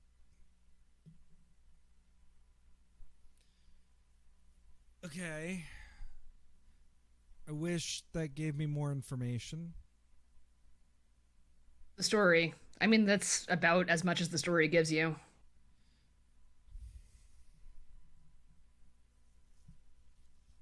All right. Well, we have a spindle. Let's go give it to Rapunzel. Or, excuse me, The girl in the barn. We do not have the spindle yet. Now we do. Spindle, come on. All right. Let's do this. South. Oh, as you leave, the woman rises from her chair and stops you. Smiling into your eyes, she presses her finger against the sharp tip of the spindle, then lets 3 drops of red blood fall onto a white silk handkerchief. She tucks the handkerchief into your pocket and whispers into your ear, "When I need the favor you owe me, this handkerchief will speak to you." She gives you a small push, and you are in the landing with the door shut firmly in your face. Mm. Don't like that. Yeah, that seems bad. I don't like any of this. But, alright, we have a spindle. We have the anthill. A solid front door leads north into the tavern, into the tower. You can also go back south through the brambles. You think you remember the way. Wield sword. That is not a verb I recognize. Did I spell wield right? Yes. Okay.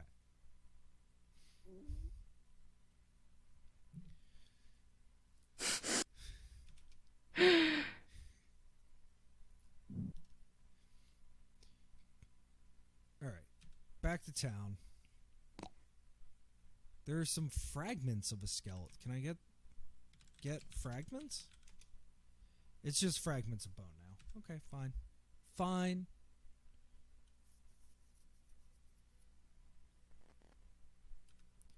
Town square. East, east, east. Give spindle to girl.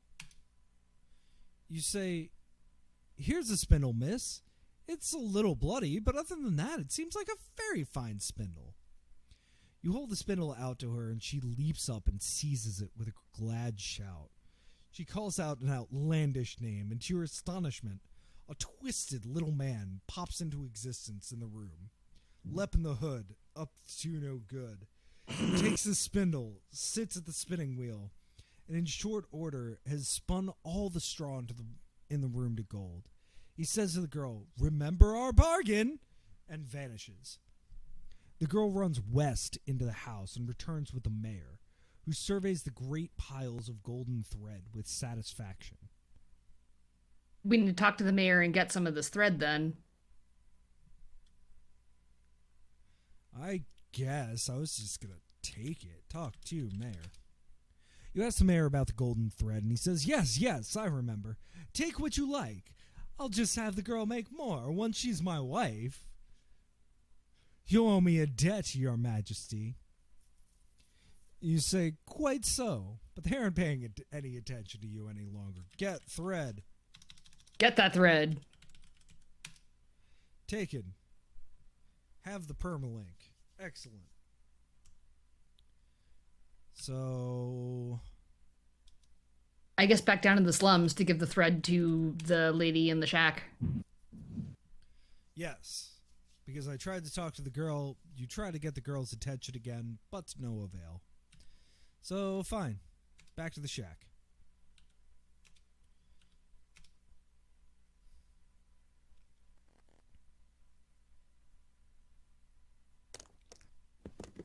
I'm just going to assume no. Because I'm like, but it says it's blocked off. Can we just move roadblock? It's fixed in place. Fair enough. We're at the fork in the path. City lies southwest. Go south into the slums.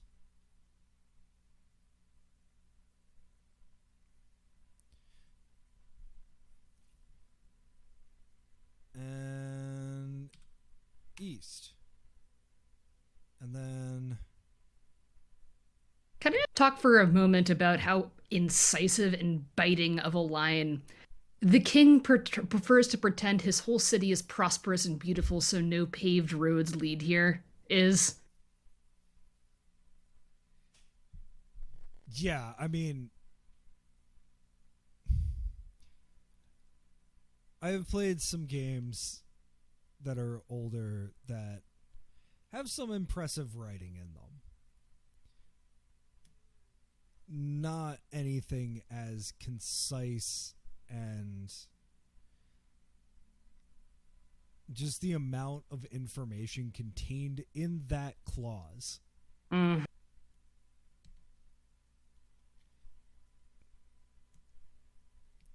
I mean, this absolutely is deserving of all the praise. There is a reason why it got Best in Show. All right, let's give that witch some thread.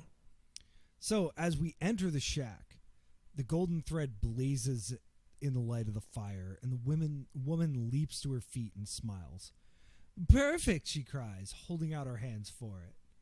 A small room dominated by a large empty loom. A small fire crackles in a stone fireplace, providing flickering light. A rickety table is beside her, on which rests a shuttle which gleams in the firelight.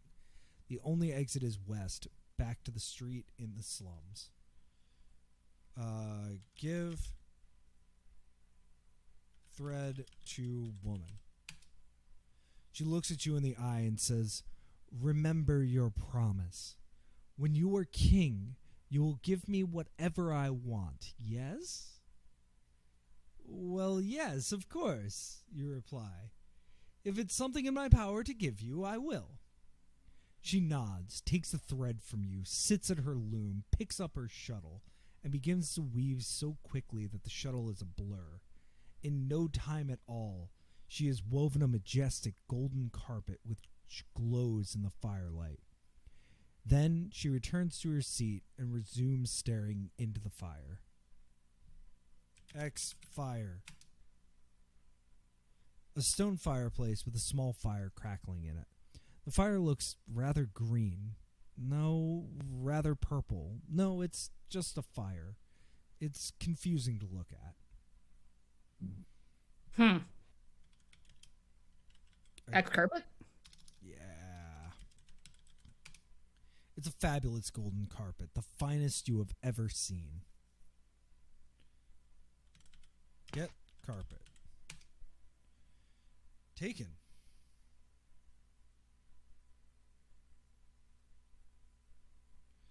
Well, I guess let's give the carpet to our dad. Yeah, let's go back. We're 2 hours into the stream and we're only down one quest of 3. We might not have time to get to what the heart heard. It will always be there. I am Indeed. now extremely intrigued. And That's the after you. Oh, that's. I think we're about to say the same thing. Like, it's interesting that you can follow authors in interactive fiction. Like, man, I wish, this author wrote more than 3 things. The author of Plundered Hearts. Like, oh my gosh, why is that the only thing that she has written other than like an academic paper? For my birthday, I'm gonna make you do a couple of Chandler Groover games, and then we can play Grooverland, and you'll get the jokes. Yeah, we were about to say the exact same thing. You don't get. I dislike the word auteur, right? Because, like, no work of art is really made by itself. But if there were any, it is IF. Like, Amanda Walker is the writer, the director, the designer, the level tester, the everything of this game. And when you find a voice that speaks to you, knowing that there's other works out there that have that exact voice, even if it's a different genre or a different approach, that's pretty fucking cool. Yeah. And I mean, especially like, I think Infocom games had a little bit more of like behind the scenes work. Oh, Like I there's a think reason that that we know Tim Schafer's name. And yeah, sorry, go. yeah. Like I mean there's and I am sorry, names are like the worst thing in the world for me. But like there's a reason why Plundered Hearts came out of the door like fully formed, Hmm. because she had been a tester. She had been, somebody in the writer's room fixing ideas. Even if there was like Steve Moretsky doing, you know, the the labor of putting it all together and having the concept and all of that, like, it's all the people, like, bad example, but like Saturday Night Live, like all the people who are quiet in the background who don't get anything until they end up as a bit player on like a bad sitcom. Hmm. But like I think the big difference starting in like the 90s, cuz I was fascinated by this Fish that I played last week. That was 5 people who are the authors of that. Like Oh, interesting. and like probably like somebody was the writer, somebody was the coder, something like that, but it was like a team. And like even with that, it was basically the company that made that was the British version of Sierra. Like Sierra was oh my god, this is just showing I have no idea with names. But the husband and wife team, and like that company started as a husband and wife team, but then became like the second tier of Infocom, but like for Britain. Anyway, so like I think that's like a more of a thing with like modern games where you do have like Necrotic Drift could not have been made by more than one person. Like Nope. there is no way that some of the choices there would have like made it through any kind of like check process. Hmm. Um and like it becomes that singular vision. But like this Vision is the word that we're looking for here, right? mhm. A complete and total realization of what this game needs to be. And in the process of creating, you find new things and explore new alleys, of course. But because one is the holder of that vision, at the end, the thing is going to fulfill that vision completely or incompletely, but it will fulfill it. And then you get lucky and you get something like this where I'm Uh, like where are we even going? We're going south, correct? Yeah, we're going back to the castle to give the carpet to our dad. Got it. You return, triumphant, if scratched and tattered, to the castle. Your brothers arrived home hours ago with fine carpets they purchased in the city. They didn't put too much effort into it, as they didn't believe you would be able to find anything good. And their carpets are laid on the stone floors of the great hall, vivid with colorful silks. You lay your golden carpet down beside them, and your stepmother sucks in a breath. The magician kneels to stroke the carpet and declares it to be made of pure gold thread and the finest carpet he has ever seen. The king, haggard and gray on his throne, says, "Well, that's settled. Conrad is to be king after me." And then a great clamor rises as your brothers and stepmother remind him of all the reasons why you shouldn't be king. They give him no peace until the king agrees to another trial.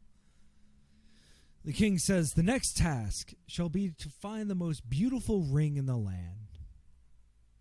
And so the next morning you belt on your sword, tuck in the handkerchief into your pocket, and meet your family on the steps of the castle.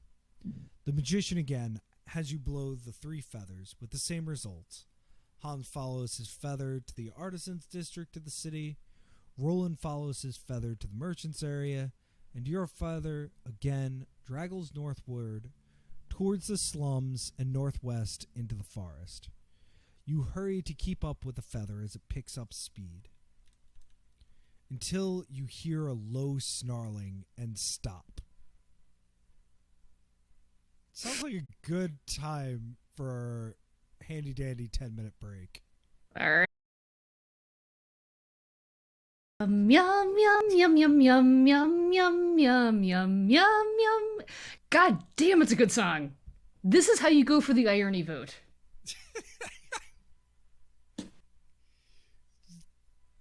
I I don't even know what I'm doing here.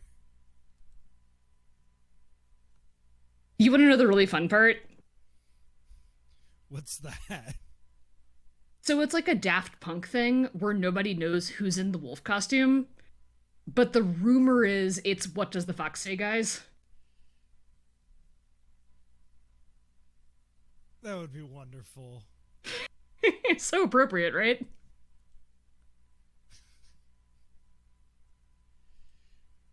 Okay. Let's get back to this because we just heard a low snarling and we stopped. We're in a dark, tangled place along the path in the forest. There's a slender girl in a hooded red cloak. Trembles on the path ahead of you as a large, sleek wolf stalks towards her, teeth bared. It hears your approach and turns to you. You can see a girl in a hooded red cloak here. Let's look at the wolf. It's a huge, shaggy gray wolf with large eyes, sharp teeth, and big ears. It is snarling and snapping its teeth. The wolf advances on you. It's preparing to spring. It's huge. You had better do something.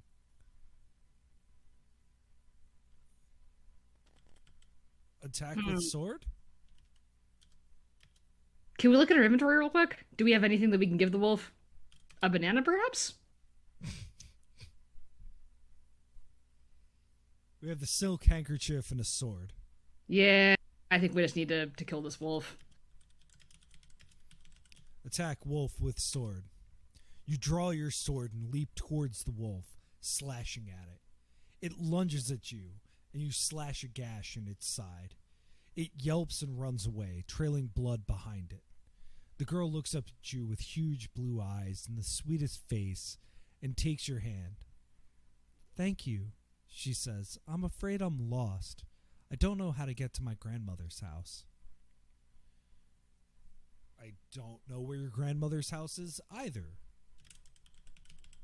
Let's look at the mirror. You look into the mirror in your mind and you see jumbled images of this girl's life, her emotions, her actions. A little girl in a red cape plays in the forest, happy, free. The thrill and fear of a stranger on the path. A sharp stab of fear as she looks at her grandmother, who looks wrong. She's screaming in pain as sharp teeth bite. A sword cuts open a wolf's belly and she spills out, reborn, covered in blood, no longer afraid but hungry. Conrad is staring around him, wondering what's going on, unable to see what you, Greg, see in the mirror. He can only see her beauty. You return to the game, to being Conrad.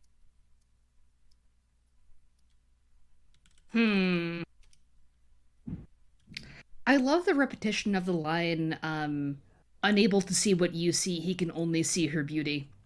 That feels very pointed and incisive. Yeah.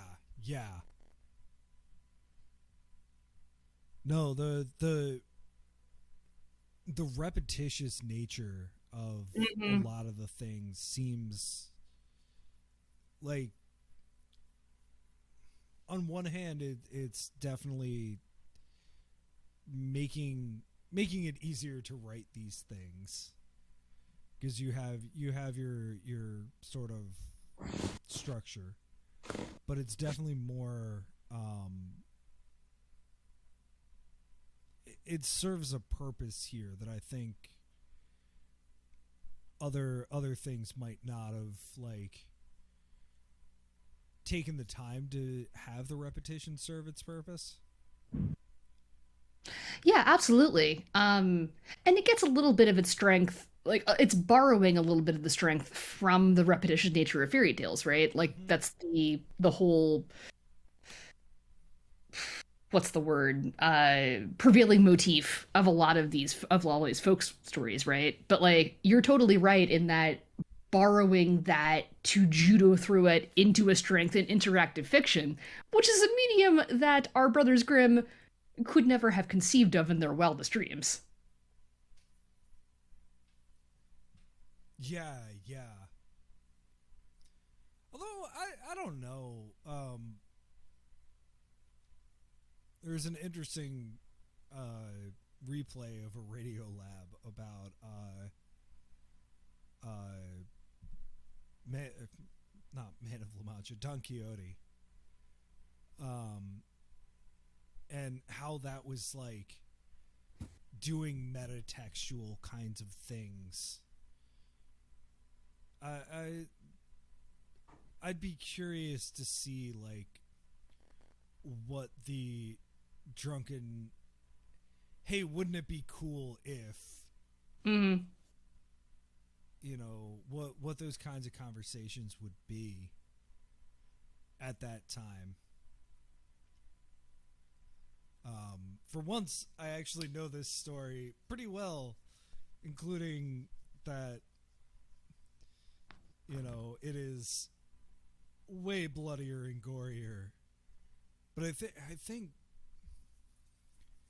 just using the word reborn in that summary of it Mm-hmm. is helpful for those of us who don't necessarily have the knowledge to be able to say, oh, okay, here's all the subtext of the fairy tale. Like I honestly never thought of it that way, even though that's like so clear now with just like one word. The crack that I made about the spindle earlier, like, yeah, how old were you when you realized that was a phallic image, right? Right, right.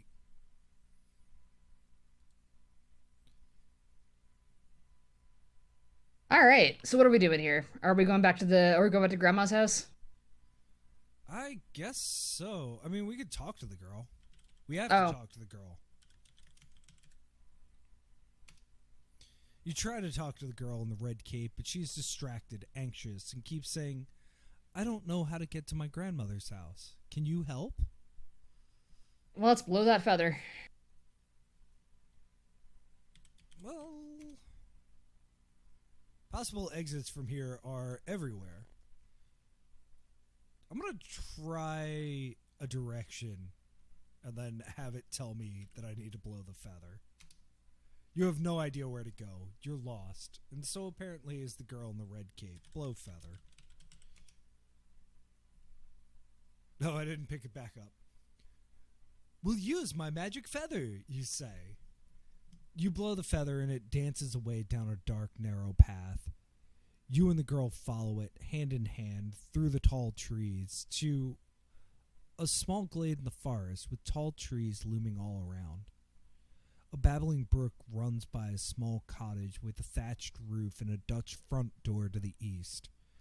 The girl lets go of your hand and runs east through the front door, calling, Come with me and meet grandmother, to you. The feather drops down. You can see a white feather here. Get feather.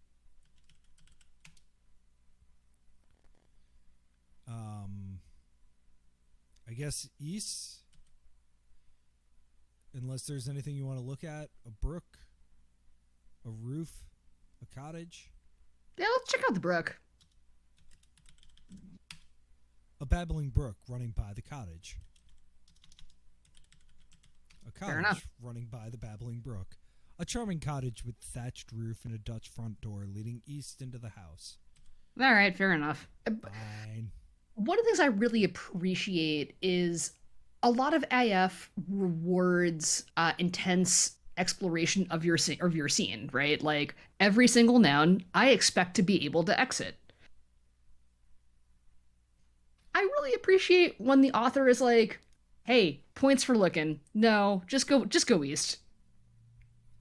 But I mean, give me those points for looking. Yeah, exactly. Like, Which is what those little bits of, sorry, hate this word, content are about. yeah, yeah. I mean, I had that.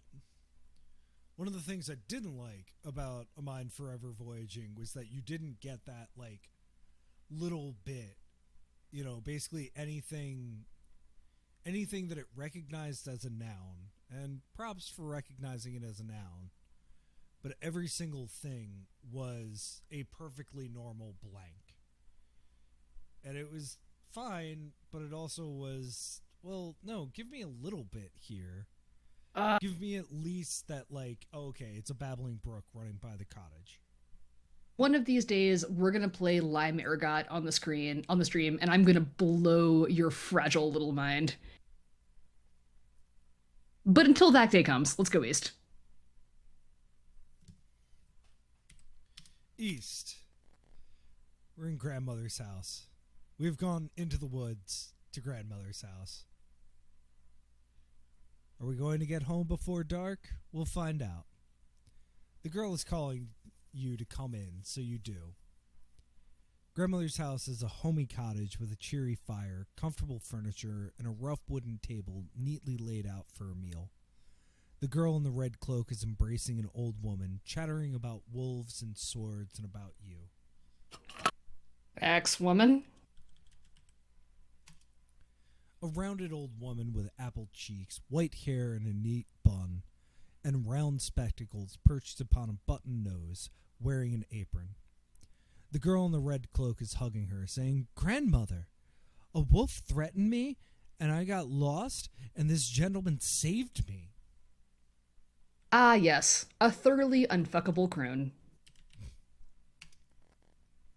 You bow deeply to the unfuckable crone, saying, "Madam, it was my pleasure to assist this young lady. It is most alarming that wolves are allowed to menace people in this forest. I shall speak to my father, the king, about making the forest safer." Grandmother smiles and says, "I thank you for helping my granddaughter, but nothing in this forest is safe or ever will be, no matter what kings do. Even this girl is not as she seems. Now, you must allow me to feed you before you continue on your way." You demur a bit, not wanting to impose, but the old woman and the girl insist, and so you sit at the rough wooden table. The old woman puts a plate in front of you. The plate has a white snake coiled on it, cooked and steaming. Aw, hell yeah, baby! This is my second favorite, after the Dancing Princesses.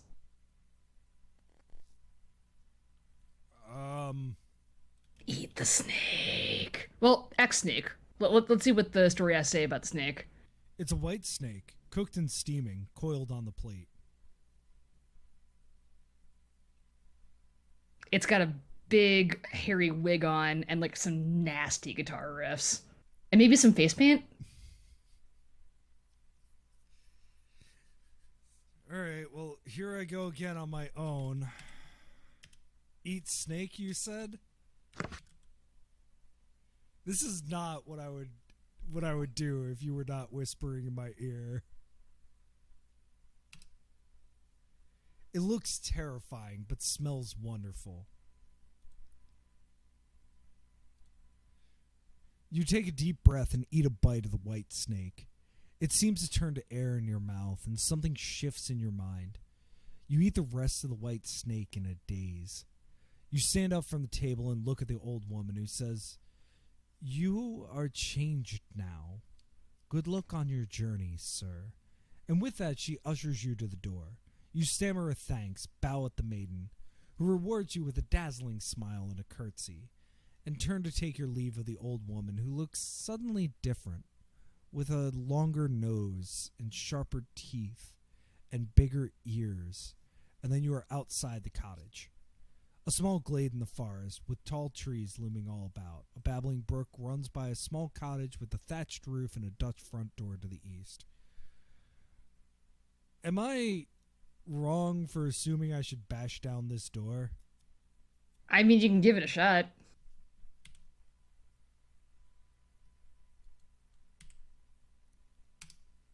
You knock, but no one answers. You should continue your journey anyway. The White Snake by Anne Sexton. There was a day when all the animals talked to me. 10 birds at my window saying, "Throw us some seeds, Dame Sexton, or we will shrink." The worms in my son's fishing pail said, "It's chilly. It is chilly on our way to the hook." The dog, in his innocence, commented in his clumsy voice, "Maybe you're wrong, good mother. Maybe they're not real wars." And then I knew the voice of the spirits had been let in, as intense as an epileptic aura, and that I would no longer sing alone. In the old time, there was a king as wise as a dictionary. Each night at supper, a secret dish was brought to him, a secret dish that kept him wise. His servant, who had won no roses before, thought to lift the lid one night and take a forbidden look. There sat a white snake. The servant thought, why not? And took a bite. It was a furtive weed, oiled and brooding and desirably slim. "I have eaten the white snake, not a whisker on it," he cried. And because of the white snake, he heard the animals in all their voices speak. Thus the aura came over him. He was inside. He had walked into a building with no exit. From all sides, the animals spoke up like puppets. A cold sweat broke out on his upper lip, for now he was wise.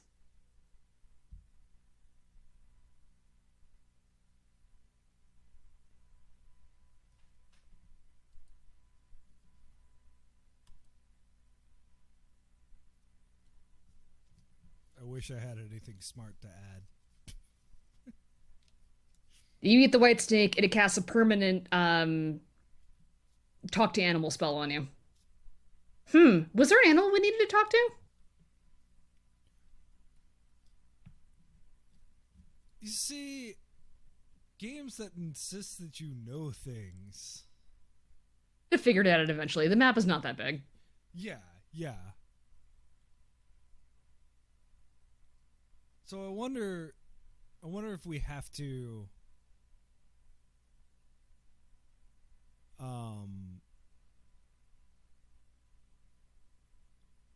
I'm so curious how someone like me would figure that out.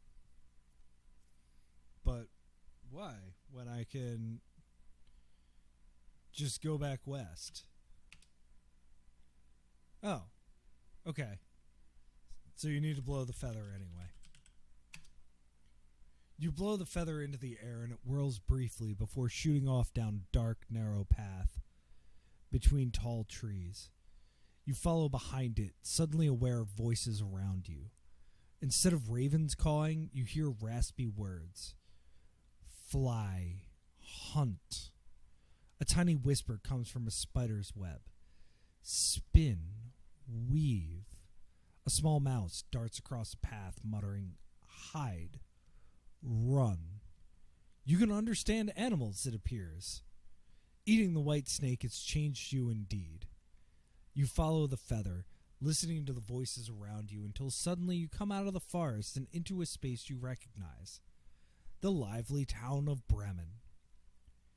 You don't think you would ever have been able to make it back to the old woman's house, as distracted as you were by listening to the forest animals. But you don't think you would want to return there anyway. This is a space outside of a small storefront in the lively town of Bremen. You can read the lettering on the shop's front door to the west. R. Stiltskin, jeweler. A card underneath the lettering reads open.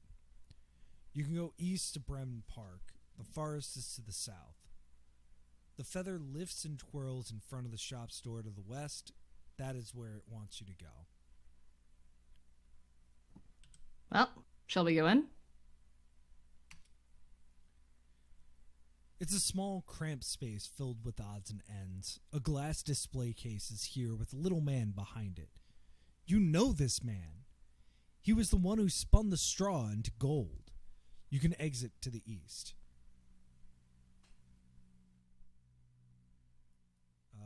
X-Man. A little man with a bulging forehead and a jeweler's loop in his eye. X mirror? I mean, he's not a sexy lady, so I'm not sure what the mirror's going to give us, but it's worth a shot.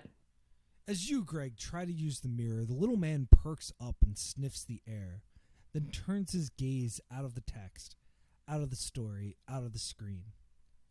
He winks through the words at you, Greg, chuckles, and returns his attention to Conrad. The mirror doesn't show you anything about men anyway. It only gauges the beauty of women. Images of lovely faces pulse and disappear on its surface.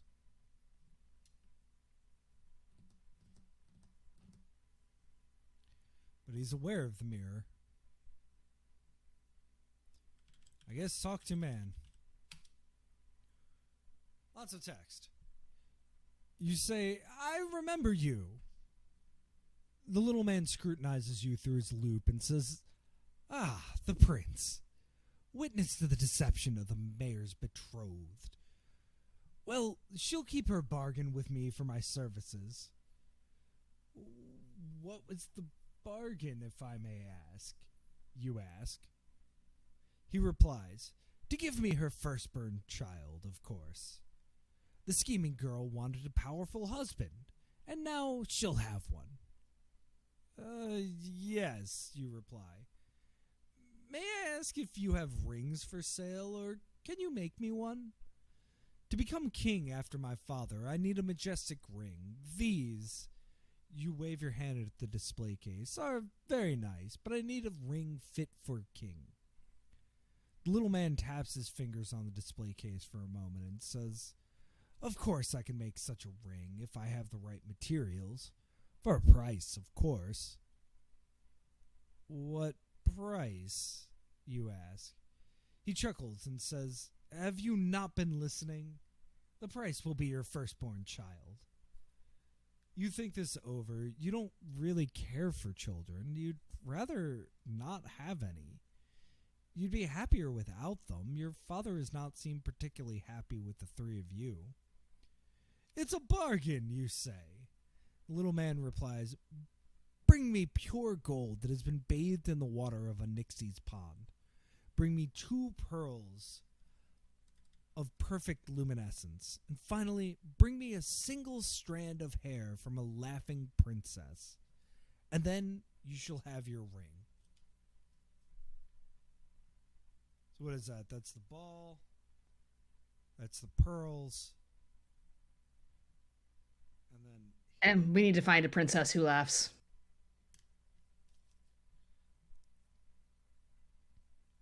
Okay. Cool.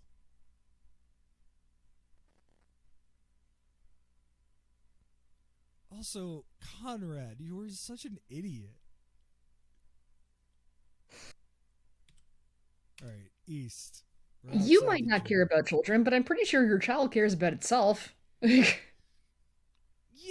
I mean, you're going to be a king. You are going to have the opposite, air problem. Well, first things first, let's grab our feather. So we have a pretty good idea of where to get the gold, right? Because we can talk to the frog now. Yes. So let's head back to the fancy house and get that ball. And I'm pretty sure that the witch in the Bramble Tower had a pearl necklace on that we should be able to talk her into. The Laughing Princess I'm not sure about, but I'm sure we'll find her along the way. Yes. So let's go to the park.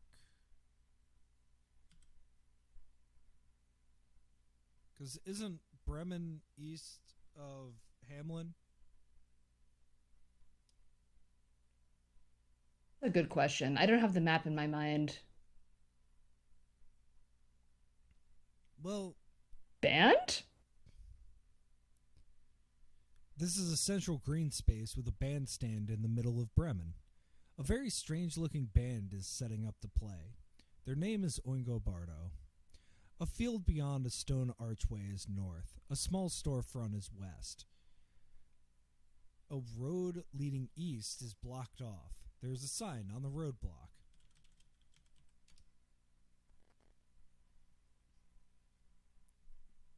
It's the same sign. X that band. Oops. The band consists of a donkey, a hound, a cat, and a rooster. They are setting up to play in the bandstand, and a crowd is gathering. You are Feels watching like the movie Rockabilly. I'm sorry, Rockadoodle. Shoot. Gosh, jeez, Doug.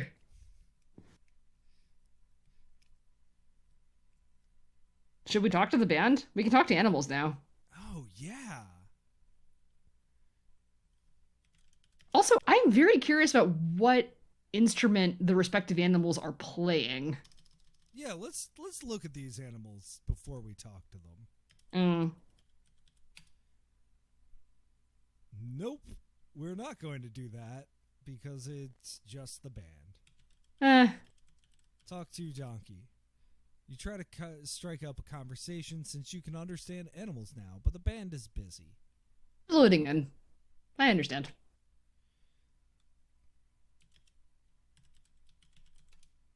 The bandstand is in the middle of the park. Okay.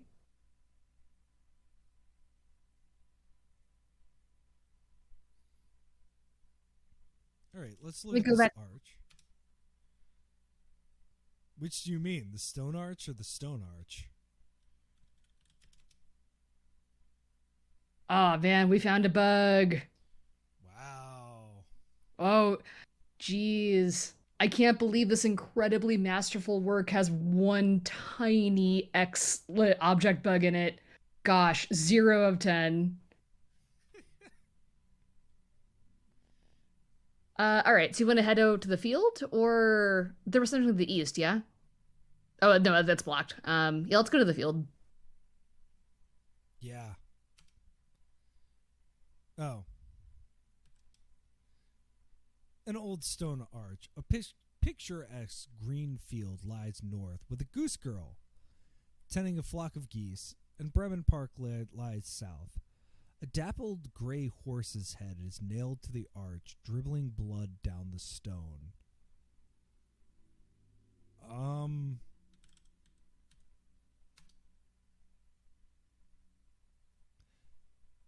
Jerem, Yeah, tell me of the goose girl.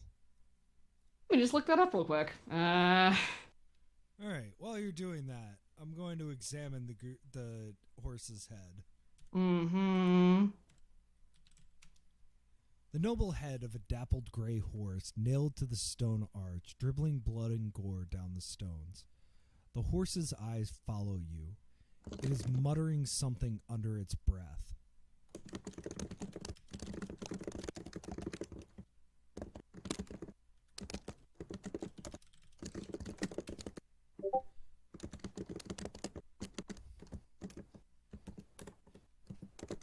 Jerem is frantically typing secret messages to me.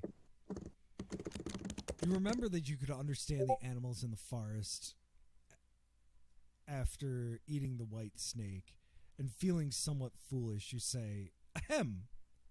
And the horse's eyes roll to you, and to your great surprise, it says, "Oh, poor princess in despair!" And its gaze falls moonily on the goose girl in the field beyond the arch. You say, "That's a princess? She looks like a goose girl to me." And the horse looks to you again and says, "Her mother's heart would break in two." Try as you might, you can't get the head to say anything more. Just keep staring at the goose girl in the field and repeating the same lines.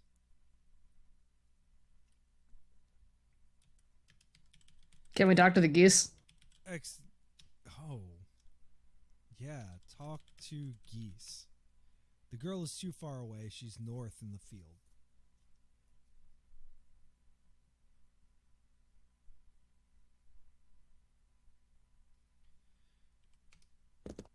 We're in a field. It's a picturesque field with geese milling about in it, and a girl with pale blonde hair tending them. The manor house is to the north, and the stone arch is to the south. You can see a goose girl here. Let's check out the mirror. See what the mirror says about the goose girl. You look into the mirror in your mind and see jumbled images of this girl's life, her emotions, her actions.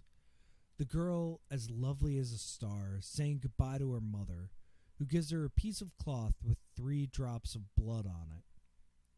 She's beating her maid with a brush as the girl cowers. She's lost the cloth with her mother's blood, her magic talisman. Terror fills her heart. She stares at the geese in the field, bitter and furious. Conrad is staring around him, wondering what's going on, unable to see what you, Greg, see in the mirror. He can only see her beauty. You return to the game, to being Conrad. Alright, let's talk to the geese. Since you can now talk to the animals, you say, "Hello there, geese." And the geese pause their milling and start gabbing all at once. Corn, grain, worms, bugs. You can't get them to say anything other than what they like to eat. After you. Get geese. Oh no. You can't just go taking people. There are ways for people as important as princes to own others, but just taking them is simply not done. Oh, about 6,000 years of human history would beg to differ, my friend.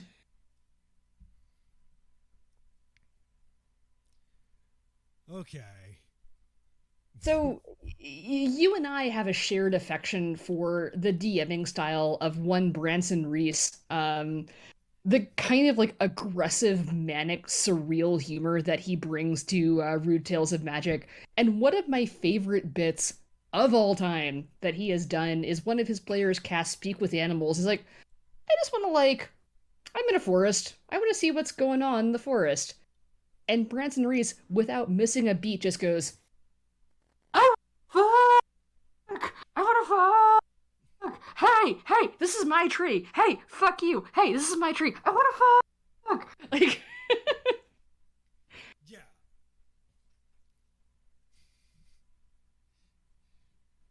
No, that was delightful. So good. Again, just like, yeah, why are you talking to the geese? Could have been something as simple as you can't talk to them. Or that. No. Hell yeah. Corn, grain, worms, bugs. I guess talk to the goose girl. Does she want worms? You say, hello. As she turns, gives you a sad smile and sniffs the air, saying, "You have a blood talisman on you. I used to have one, but it was lost. And then I was lost, my horse killed and hanging there." You say, "That sounds like quite a story." And she replies, "My poor mother's heart would break in two to see me here, but I cannot tell you why. My horse could, if you say her name to her." You ponder this and say, "Well, what's the horse's name?" And the girl replies, "I cannot tell you that. I have made a promise I cannot break. You'll have to discover her name for yourself if you want to help me."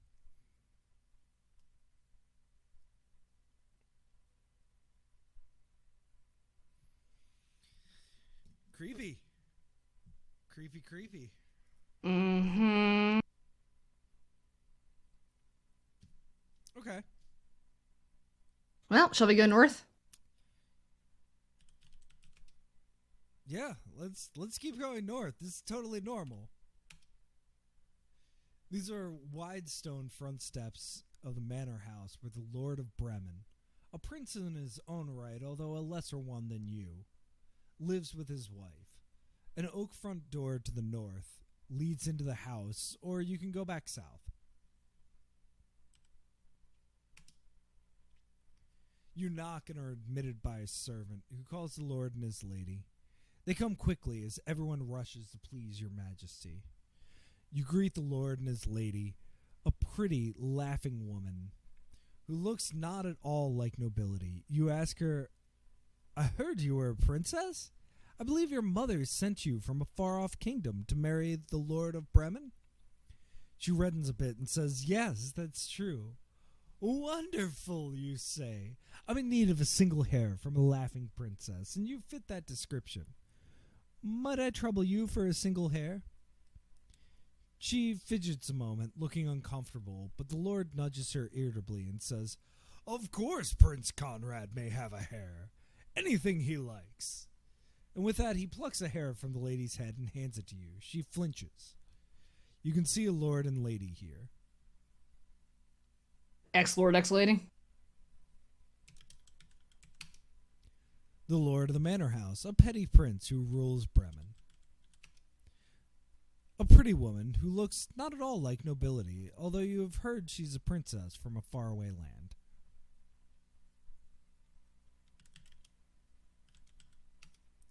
Okay, already have the hair. We have a brown hair, a white feather, a silk handkerchief, and a sword. Can we talk to the Lord? You ask the Lord about the horse's head, and he says, oh, my bride hated that horse. She asked me to chop its head off and hang the head there on the arch. A strange request, to be sure, but why not do it for her? You ask the lady about the sad goose girl outside, and she reddens and says, oh, servants, so ungrateful for a proper job. All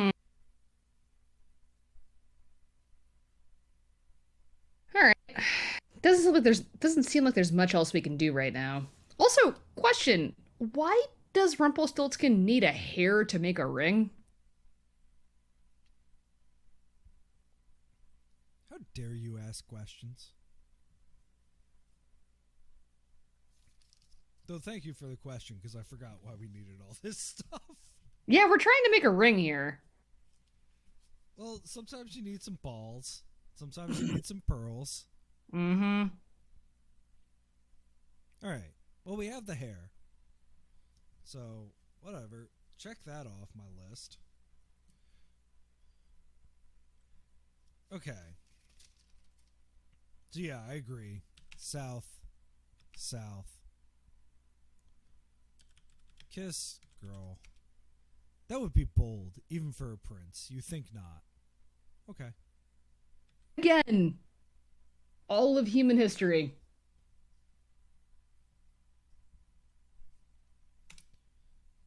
To the stone arch.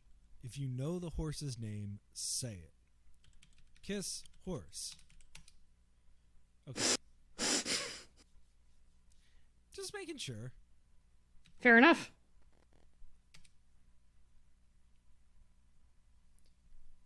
This is a central green space with a bandstand in the middle of Bremen. A band is playing. The band consists of a donkey playing a lute, a hound playing a kettle drum, a cat playing bells, and a rooster singing. A crowd is dancing in the park to the music.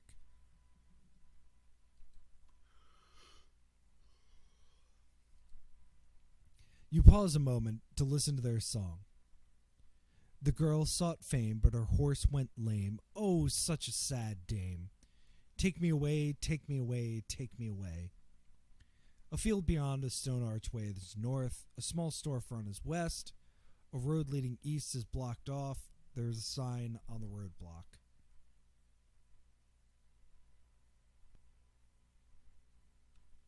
Okay.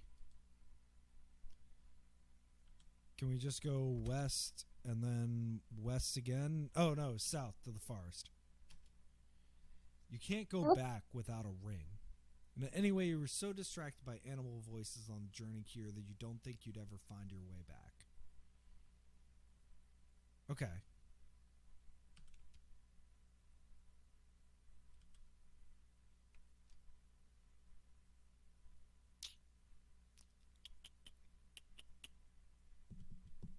There was something about querying mirror when you needed a hint, right? Yeah. Let's do that. The mirror shimmers gleefully, thrilled to be of use to you. A picture appears of the band playing in Bremen Park. The mirror seems to be asking if you'd like to see something about the horse's name. Would you? Yes. A picture appears.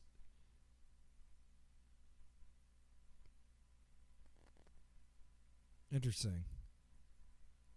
A picture appears in the mirror of a word. Fame. The mirror flickers and a new word appears. Lame. Another flicker and a new word. Dame.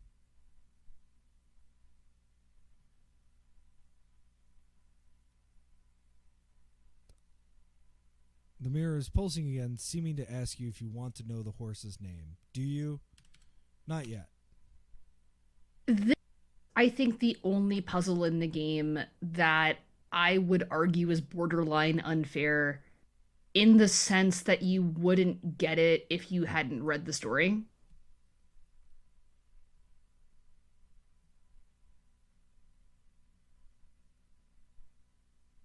Yeah. Like we can go talk to the lady with the golden orb or the frog, excuse me. Well, no, we can't because that's on the other side of the. Right. So But cards on the table, like well, I okay. Here's a couple thoughts that I'm having before you put your cards on the table. please. So it's fa la da. So it could be a musical puzzle.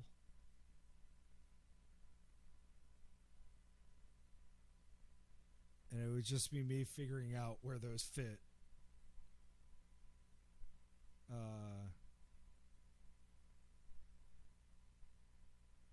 On the musical scale. At the risk tip of hand, you are overthinking it. The other one is that the name is Falada, which might be underthinking it. I mean, why not give it a shot? I will try that.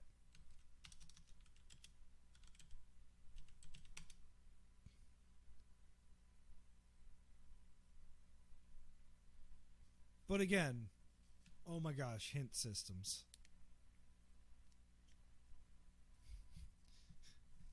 I am glad that you said I was overthinking it, because I was definitely sitting there being like, is it fa sol la ti? I have a personal, like, maybe 5 to 10 minute rule where I will give the puzzle an honest crack, right? I'll put my mind to it, but again, I have a job. I will just use the hint system. Oh It yeah. took me 10 minutes. I looked at the hint guide. It's fine. I think two ways. Like, if there is a hint system built in, I would rather that than having to look it up in a walkthrough. But ultimately, our goal is to win games, get the story, you know.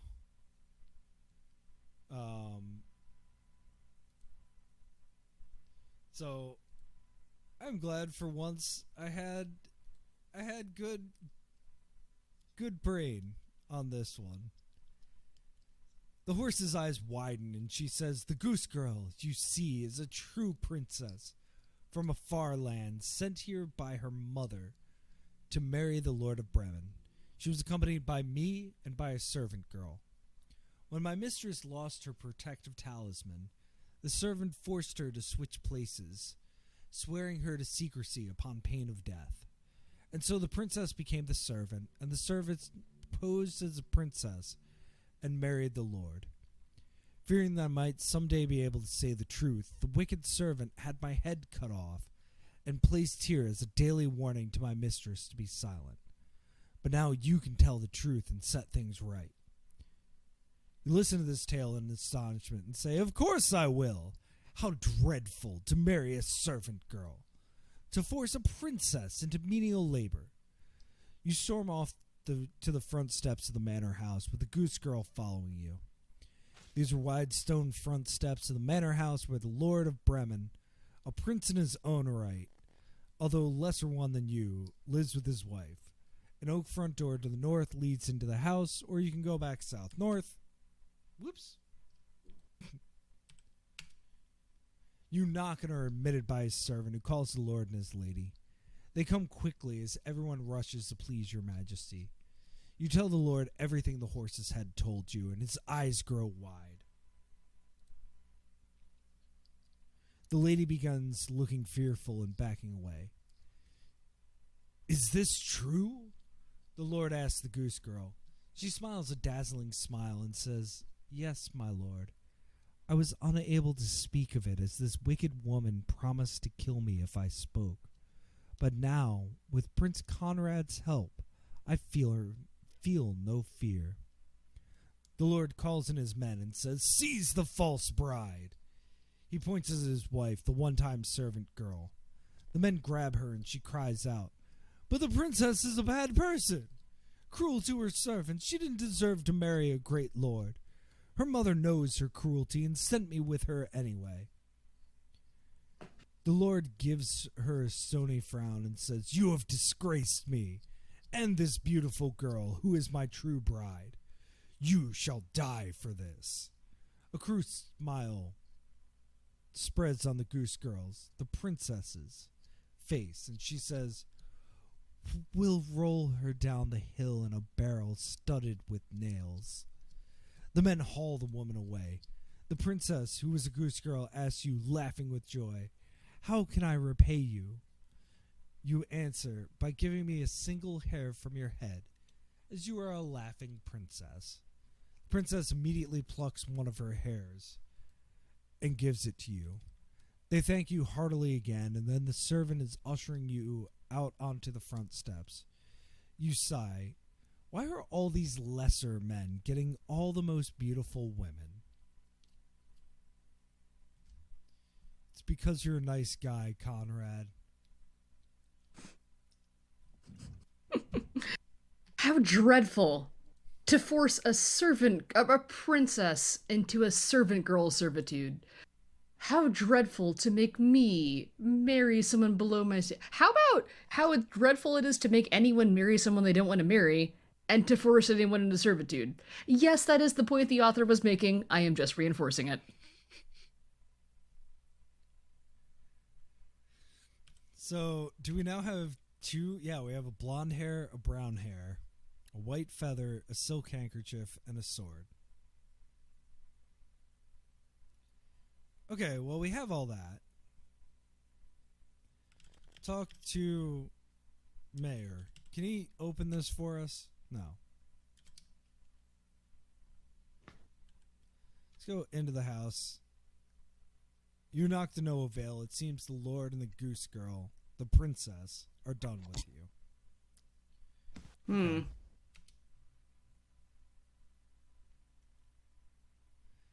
Oh, the poor geese. It's a picturesque field with geese milling about in it, looking a bit lost with no one to herd them.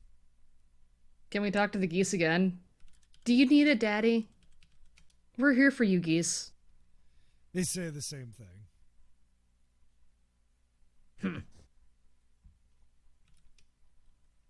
All right. Well, we have a hare. Talking to the horse's head nickers contentedly, but doesn't seem inclined to more conversation. Pet the horse.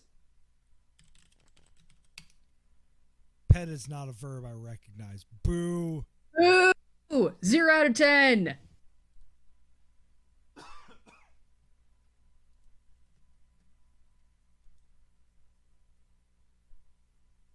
Okay, cool. So we have a couple of threads left then. We have the pearl necklace in the tower and the golden ball in the pond. And we should be able to get back to them now, I think. Oh, Oh, here we go. Hey! This is a central green space with a bandstand in the middle of Bremen. The band is packed up and gone home, and the crowd is dispersed. A It is field, the show? Come on. a field beyond a stone archway is north. A small storefront is west. A road leads east, and the roadblock is being removed by 3 goats. Well, let's go east. Bridge. You pause on the bridge over the river. You peer over the edge and see the bloody body of a troll. It has been gored several times and is clearly dead. You can go east to Hamlin or west to Bremlin. X-spotting? Oh, shoot. Definitely should have. As you pass over the bridge, you hear something wailing in your pocket. It's the handkerchief the red-haired woman gave you. The 3 drops of blood on it are crying out. A promise made never loses its power. The lady calls you to the base of the tower. You walk a long way through the farmland and come to the town square. It's the town square of Hamlin. It's a quiet town, as something happened to all the children some time ago, and they're gone. The mayor's house is to the east. There is a road leading to Bremen to the west. Fairest is to the south. To the north, you can see a stone tower surrounded by briars and brambles. So I guess let's go to the tower.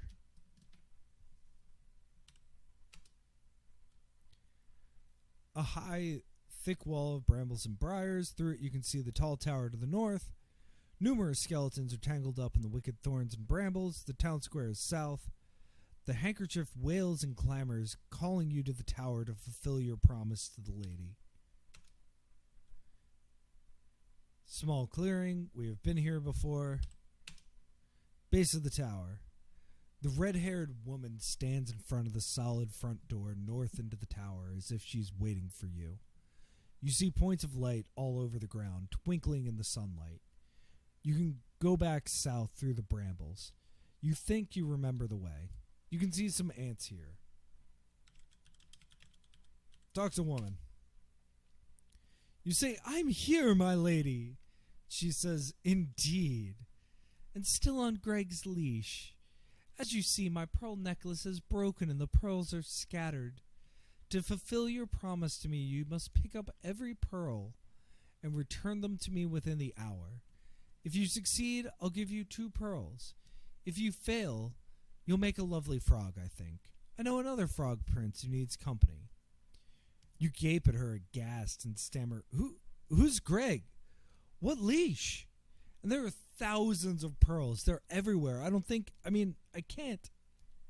She dismisses you with a wave of her hand, saying, "You promised, and promises must be kept. 1 hour. Knock when you're done." With that, she turns and walks into the tower.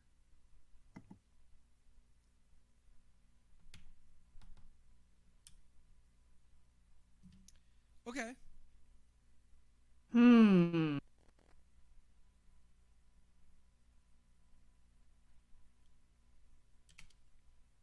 So while you're thinking about this, Talk to ants. The Frog Prince by Anne Sexton. My guilts are what we catalog. I'll take a knife and chop up Frog. Frog has no nerves. Frog is as old as a cockroach. Frog is my father's genitals. Frog is a malformed doorknob. Frog is a soft bag of green. The moon will not have him. The sun wants to shut off like a light bulb at the sight of him. The stone washes itself in a tub. The crow thinks he's an apple and drops a worm in. At the feel of Frog, the touch-me-nots explode like electric slugs. Slime will have him. Slime has made him a house.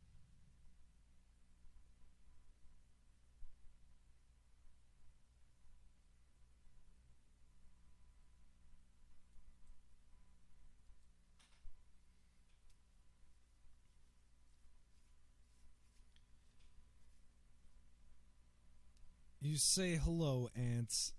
I seem to have an impossible task. Can you help me gather these pearls? The ants look up, waving their antennae, and one large ant pipes up.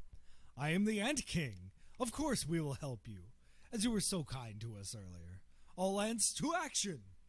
Retrieve the lady's pearls for Prince Conrad. The ants start scurrying around, picking up pearls and moving them to a pile by the door to the tower, so that the pearls seem as if they are floating along the ground to the pile. Within minutes, the pearls have been collected, and the Ant King says, "Every pearl is here, your highness. Our duty to you is discharged." The ants all file into their anthill one by one and are gone.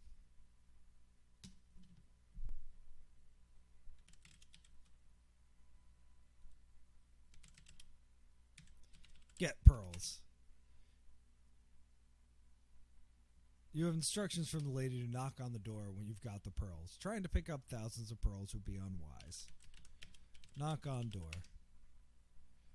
You knock on the door, and a moment later the lady steps out of it, surveys the pile of pearls, and breaks into a merry smile. "Well done," she trills. She plucks 2 perfect pearls from the pile and gives them to you. She waves her hand over the pile, which forms itself into a necklace, twines up her outstretched arms, and loops itself around her neck. She turns her emerald eyes on you and says, "Our business is concluded, young prince," and disappears back through the tower door. All right. Back to Hamlin.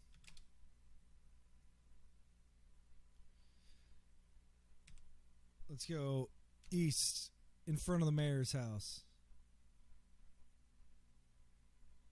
Wait, no.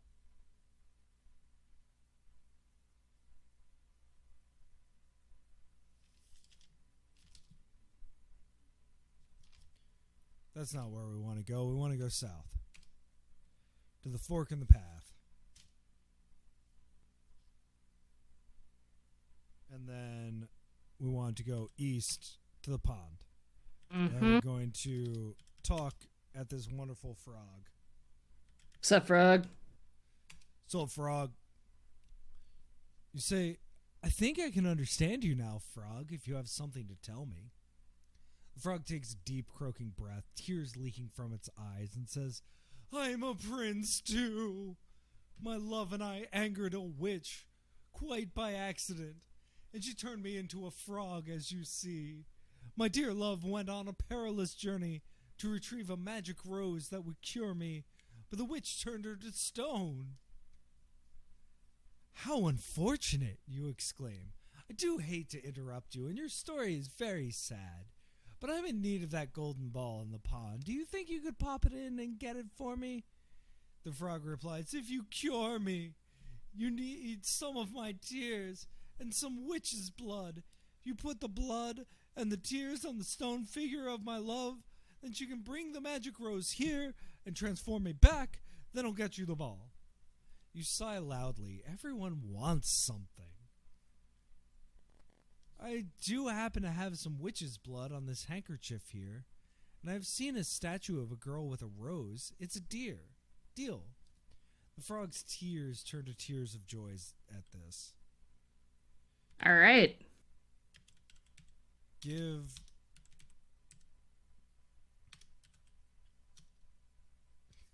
inventory so I know how to spell handkerchief. It's a really hard word. Wow. Yeah. Okay. Give handkerchief to dog. To Oh, frog. that's like that's up there with refrigerator and restaurant in like S tier difficulty words to spell. Yeah. I don't know. Gingerly, you pat your handkerchief against the frog's face, soaking up some of its tears. Okay. Is that in Hamlin that the statue is? Yep, right in town square. Dig. Fork in the path. North is Hamlin. Touch handkerchief to statue. Fine, let's just touch the handkerchief. Best not to get all handsy, touching and feeling everything.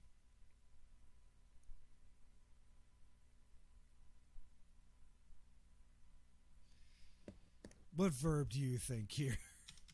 Oh. Put handkerchief on statue?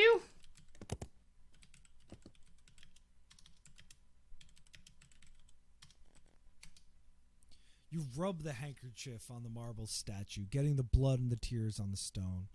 The handkerchief lets out a shriek and disappears in a puff of smoke. You stand back as the marble begins to crack and flake away, revealing a real girl holding a real rose. You gape, flabbergasted, as she stretches, turns to you, and smiles. It's a girl like an autumn day. Curly chestnut hair, olive skin, deep chocolate brown eyes, a face like an angel and an air of fragility. Check the mirror. You look into the mirror in your mind and you see jumbled images of this girl's life, her emotions, her actions. The girl like an autumn day, heart filled with love as she sneaks out to meet her true love. She's wild with anger and fear after she watches her love shrink and twist and become something else. On a perilous journey to find a magic flower, she is brave and fearless. She's wailing in anguish as she faces a wrathful witch. She turns to flee and her body is changing, stiffening.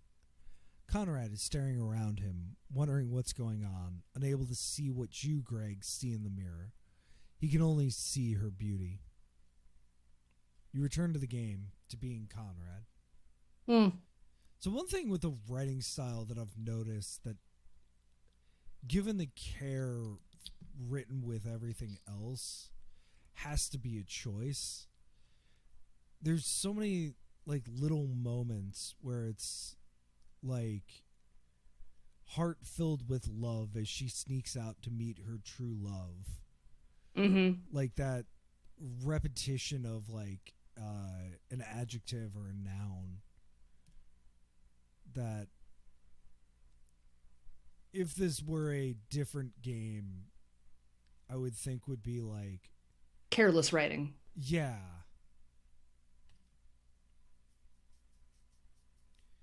But okay. Talk to girl. You say wow, which is not a very princely thing to say, but you just saw a statue turn into a girl. The girl says, "Thank you, sir. If you had my beloved's tears, then you must know where he is. Take me to him so I can cure his curse with this magic rose." Back to the pond. Fork in the path. Pond. You and the girl come to the grounds of the stone house by the pond. The frog sees the girl and croaks excitedly, "My true love!" He turns to you and says, "You have kept your word, Prince Conrad. I shall keep mine." And he dives into the pond, returning a moment later with the golden ball, which he drops at your feet. The girl touches the... Let me do the asshole lady's voice. Excellent. The girl touches the frog with the red rose, and with a magical poof, the frog disappears and a handsome young man is standing in his place. He grabs the girl and kisses her, and you feel a stab of jealousy. Suddenly, the petulant girl comes running out of the stone house, screaming, "Mom!" You clipped all the way out there. My ball. She stabs her finger in your face, whining. That's my ball. Give it to me now. The Frog Prince says, "That girl promised to help me if I retrieved her ball earlier, which I did. She promised to let me eat off her plate and drink from her cup and sleep in her bed. But she threw me against the wall instead." The girl with the rose gives her a shove. She splashes into the pool where the Nixie's long fingers grab her and pull her down. You blink in surprise. What a waste of a pretty girl. The Frog Prince says, "The Nixie won't kill her. It's worse than that." And then he and his true love walk away, arm in arm. This is a tranquil pond, covered with lily pads in the front grounds of the large stone house. Forest is to the west. The large front door to the stone house is to the east. You can see a golden ball here. Get ball. Just to confirm, we have 2 pearls. We have both a blonde hair and a brown hair. And we have a golden ball. Seems like we need to go find Rumpelstiltskin. Mm-hmm. We go west. We go north. We go west. Let's look at the body. Let's look at the troll. A large, lumpy, gray-skinned troll. All bloody. It's dead. Someone else's story. You walk a long way through farmland. As you come into Bremen Park, a barrel rolls down to you from the stone arch and you hear a cheer go up from the north. The barrel lands at your feet.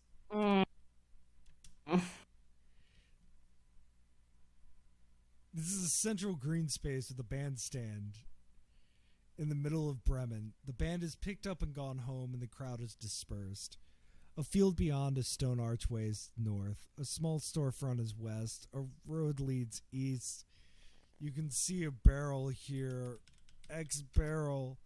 It's a wooden barrel. Blood oozes from between the staves. Its top is loose. Open the barrel. You open the barrel, revealing a body. The body of the Lord's false bride, the servant who forced the princess into being a goose girl. The inside of the barrel was studded with nails, and they put her in it and rolled her down from the manor house through the arch. The barrel is full of blood, and the false bride is pierced hundreds of times. She's dead. This is justice, you guess. What a line. This is justice, you guess. Jesus.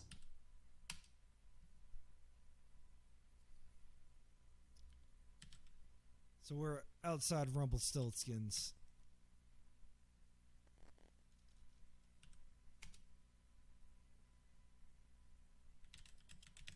We're inside Rumpelstiltskin's. Let's talk to the man.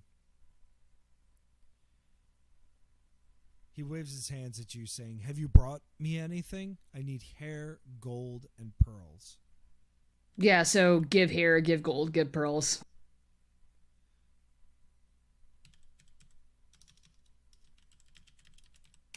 Give the ball to the man. The little man squints at the golden ball, smells it, and says, "Ah, pure gold bathed in the water of a Nixie's pond." He takes it from you.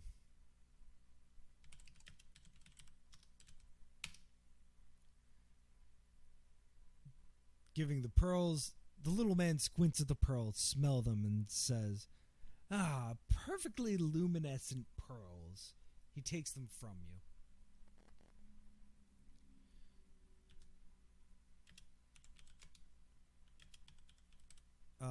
Examining the blonde hair, or examining hair, ask me which one. Examining the blonde hair, it's a single pale strand of a laughing princess's hair.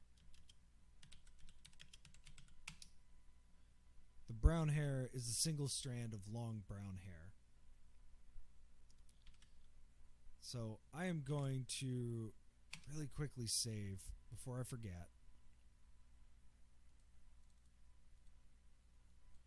We're going to call this Bad Idea.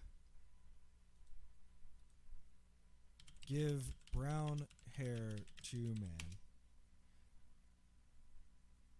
The little man squints at the hair, smells it, and then tosses it to the ground, and a stray breeze blows it away. "Bah!" he says. "That's not a princess's hair. That's a common woman's hair." But, you stammer, "I was given to believe." "You were deceived," he snaps. Give blonde hair to man. Little man squints at the hair, smells it, and says, "Ah, a hair from a laughing princess." He takes it from you, disappears into the back of the shop, and you hear hammering and creaking. After a short while, he returns with the most majestic ring you have ever seen, made of shining gold veined with pale tracing, set with two perfectly lumescent pearls. You reach for it, and he says, "Remember our bargain, Prince, your firstborn child." You had forgotten about this bit, and you say, "Ah, yes, of course, our bargain. I remember, yes." Little man drops the ring in your hand. Let's look at this ring. It's a breathtaking ring, fit for a king, made of pure gold and perfect pearls. I'm having trouble envisioning what a ring made out of hair, gold, and two pearls looks like. I feel like the hair is just like part of the smelting process. Enough. But then you have like, are they symmetrical? Is one right next to the other? Ah, I'm not an expert on rings. What was that? Wasn't there like an actress who has like a signature like K collection that's just like I'm thinking this is a pretty garish ring. It's like the Jane Seymour collection. Mm. Yeah. Oh, these are.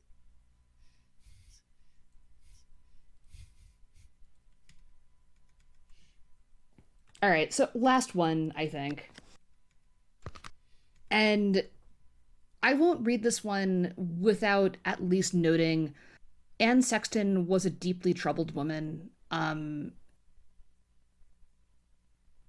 There is a question of whether or not she was a sexual abuser. Um, she had demons, but this poem spoke to me ever since I was a kid. Rapunzel by Anne Sexton. A woman who loves a woman is forever young. The mentor and the student feed off each other. Many a girl had an old aunt who locked her in the study to keep the boys away. They would play rummy or lie on the couch and touch, old breast against young breast. Let the dress fall down on your shoulder. Come touch a copy of you, for I am at the mercy of rain.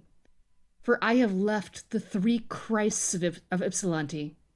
For I have left the long naps of Ann Arbor, and the church spires have turned to stumps. The sea bangs into my cloister, for the young politicians are dying, so hold me, my young dear, hold me. The yellow rose will turn to cinder, and New York City will fall in before we are done. So hold me, my dear, hold me. Put your pale arms around my neck. Let me hold your heart like a flower, lest it bloom and collapse. Give me your skin as sheer as a cobweb. Let me open it up and listen in and scoop out the dark. Once there was a witch's garden more beautiful than Eve's, with carrots growing like little fish, with many tomatoes rich as frogs, onion as ingrown as hearts, the squash singing like a dolphin, and one patch given wholly to magic. Rampion, a kind of salad root, a kind of harebell more potent than penicillin, growing leaf by leaf, skin by skin, as wrapped in fluid as Isadora Duncan. However, the witch's garden was kept locked, and each day a woman who was with child looked upon the rampion wildly, fancying she would die if she could not have it. Her husband feared for her welfare, and climbed into the garden to fetch the life-giving tubers. "Aha!" cried the witch, whose proper name was Mother Gothel. "You are a thief, and now you will die." But they made a trade, typical enough in those times. He promised his child to Gothel, so of course when it was born she took the child away with her. She gave the child the name Rapunzel, another name for the life-giving rampion. Because Rapunzel was a beautiful girl, Gothel treasured her beyond all things. As she grew older, Gothel thought, None but I will ever see or touch her. She locked her in a tower without a door or a staircase, with only a high window. When the witch wanted to enter, she cried, Rapunzel, Rapunzel, let down your hair. It fell to the ground like rainbow, as yellow as a dandelion and as strong as a dog leash. Hand over hand she shinnied up, the hair like a sailor, and in the stone cold room, as cold as a museum, Mother Gothel cried, Hold me, my young dear, hold me. And thus they played Mother Me Do. Skipping ahead, years later a prince came by and heard Rapunzel singing in her loneliness. The song pierced his heart like a valentine, but he could find no way to get to her. Each day he brought her a skein of silk to fashion a ladder so they could both escape. But Mother Gothel discovered the plot and cut off Rapunzel's hair to her ears and took her to the forest to repent. When the prince came down, the witch fastened the hair to a hook and let it down. When he saw Rapunzel had been banished, he flung himself out of the tower like a side of beef. He was blinded by the thorns that pricked him like tacks. As blind as Oedipus, he wandered for years till he heard a song that pierced his heart, like that long ago Valentine. And as he kissed Rapunzel, her tears fell on his eyes, and in the manner of cure-alls, his sight was suddenly restored. They lived happily, as you might expect, proving that Mother Me Do can be outgrown, just as the fish on Friday, just as the tricycle. The world, some say, is made of couples. A rose must have a stem. And as for Mother Gothel, her heart shrank to the size of a pin, never again to say, Hold me, my young dear, hold me. And only as she dreamt of the yellow hair did moonlight sift into her mouth.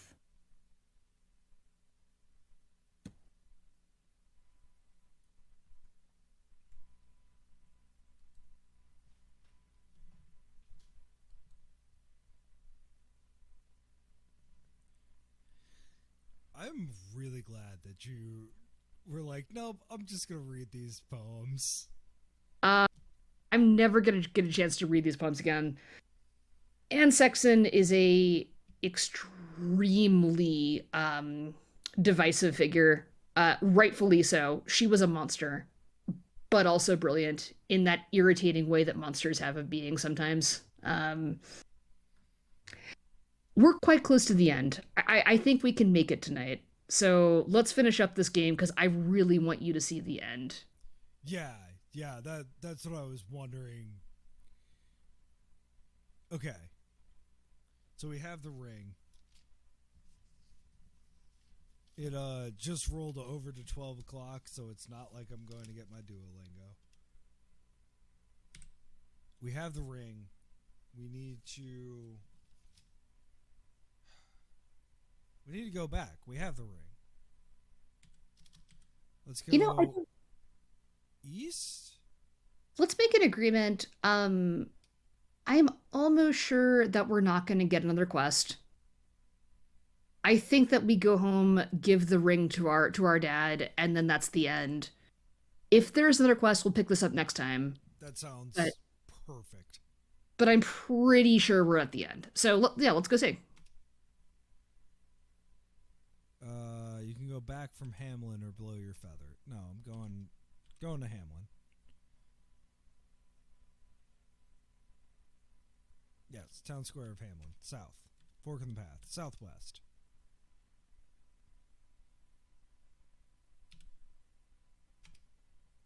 South. Road back to the castle is south.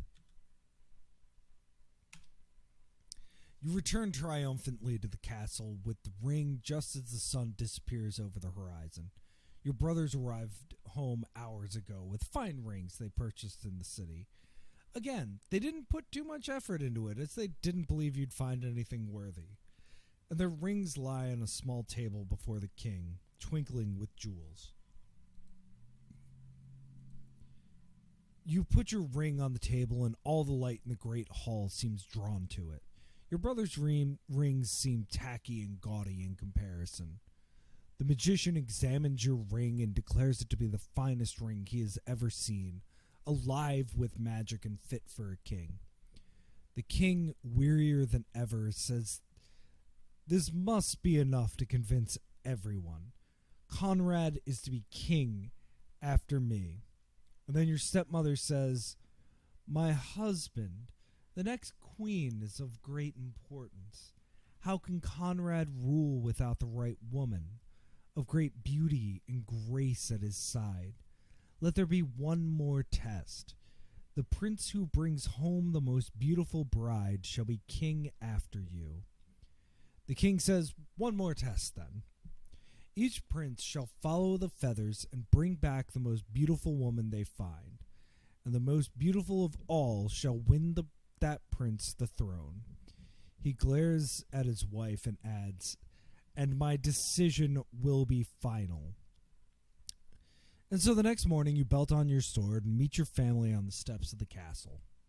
The magician again has you blow the 3 feathers, and your brothers trot off following their feathers, and as before, yours blows towards and into the forest, and you follow it into and through the forest until you come to the front yard of a gingerbread house.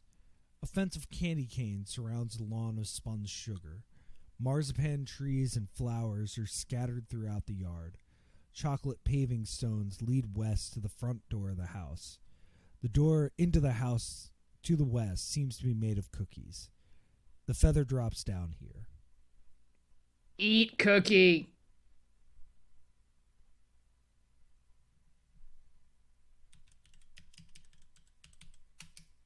The cookie door looks delicious, but it doesn't seem very hygienic. Fair enough. We all know about doorknobs. Um. Hmm.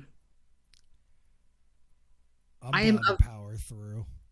All right, cool. Let's fucking do it. Yeah, let's do it.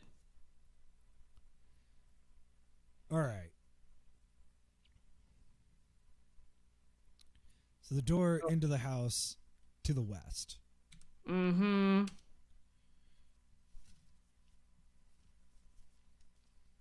I have room on this page? I do.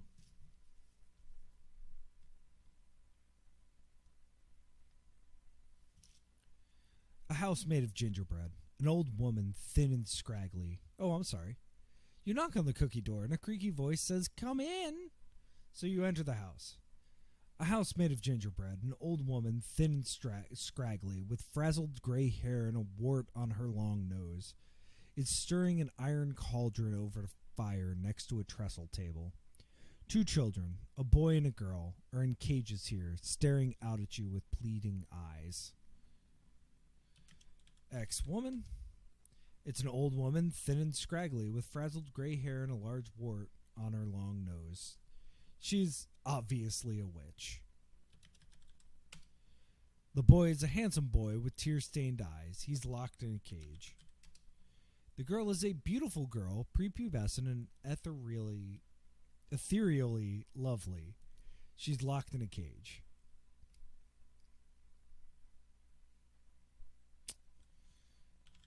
I guess talk to a woman? You say, "Madam, my magic feather has sent me here to find the most beautiful girl in the land to be my bride and win me the throne." You are unnerved by the children in the cages and their pleading eyes. The witch notices you and says, "Unwanted children, lost in the forest. They always find their way to me, and I find a use for them." You blink, and she says, "But you're after a woman, you say, the fairest of them all, yes? Beauty, the most important quality for a queen, or for any woman, whether they be kind-hearted or selfish, honest or scheming. What woman has use without great beauty?" She seems to be waiting for you to answer, so you say, "Well, obviously, will you help me?" The witch says, "Certainly I will. I'll try to give you a choice, which is something I don't think you've ever had. Did you know that you're just a puppet controlled by someone else?" You goggle at her and say, "That's just ridiculous. Who is controlling me? I'm a prince. No one controls me." The witch cackles and looks out the text, out of story, out of the screen, at you, Greg, and reaches out her hand. Greg, she says softly, will you give up control of Prince Conrad? He'll never be able to make his own mirror a better reflection of the people around him if he's under your control. Answer yes or no. No. We should have saved later.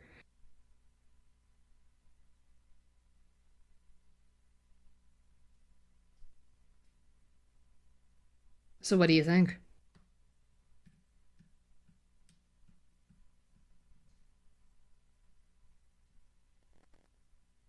It is established that Prince Conrad is a complete idiot.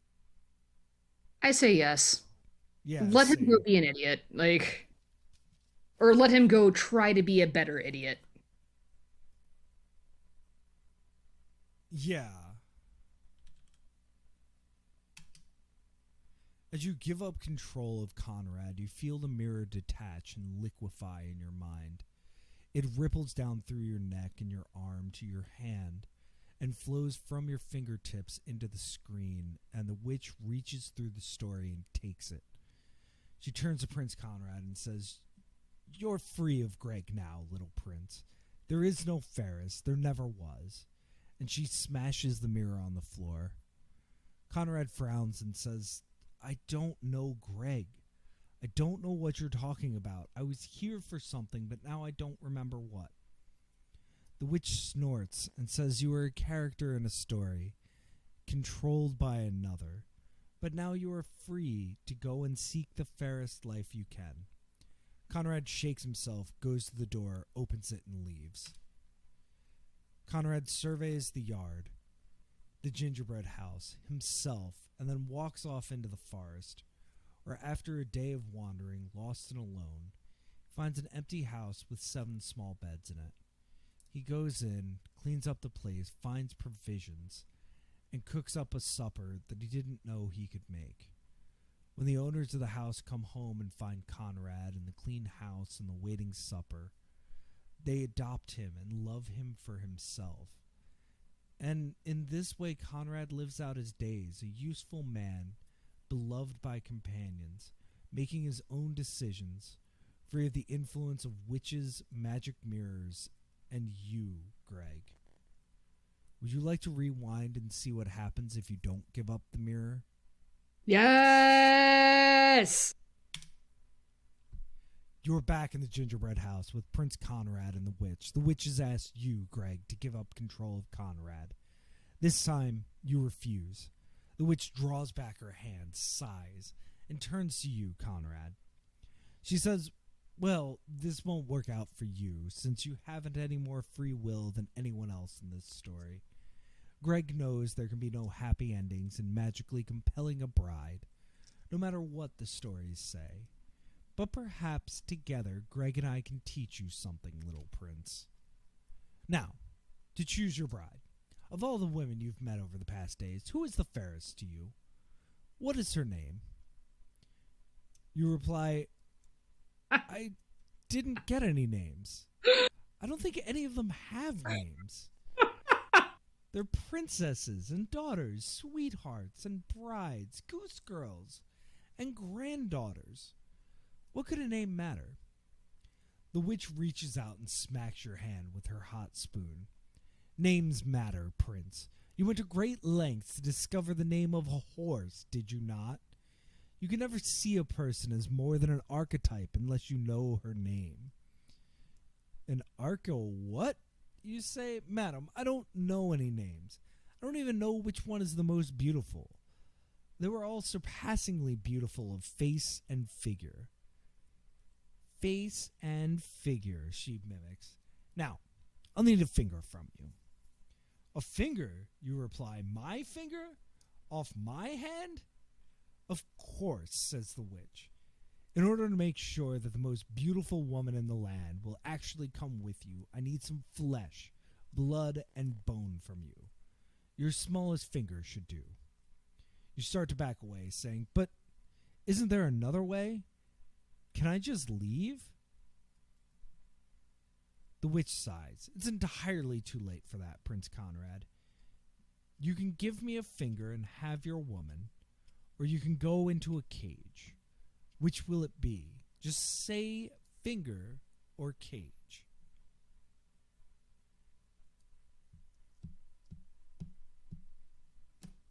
Well, this far. All right. We did come this far.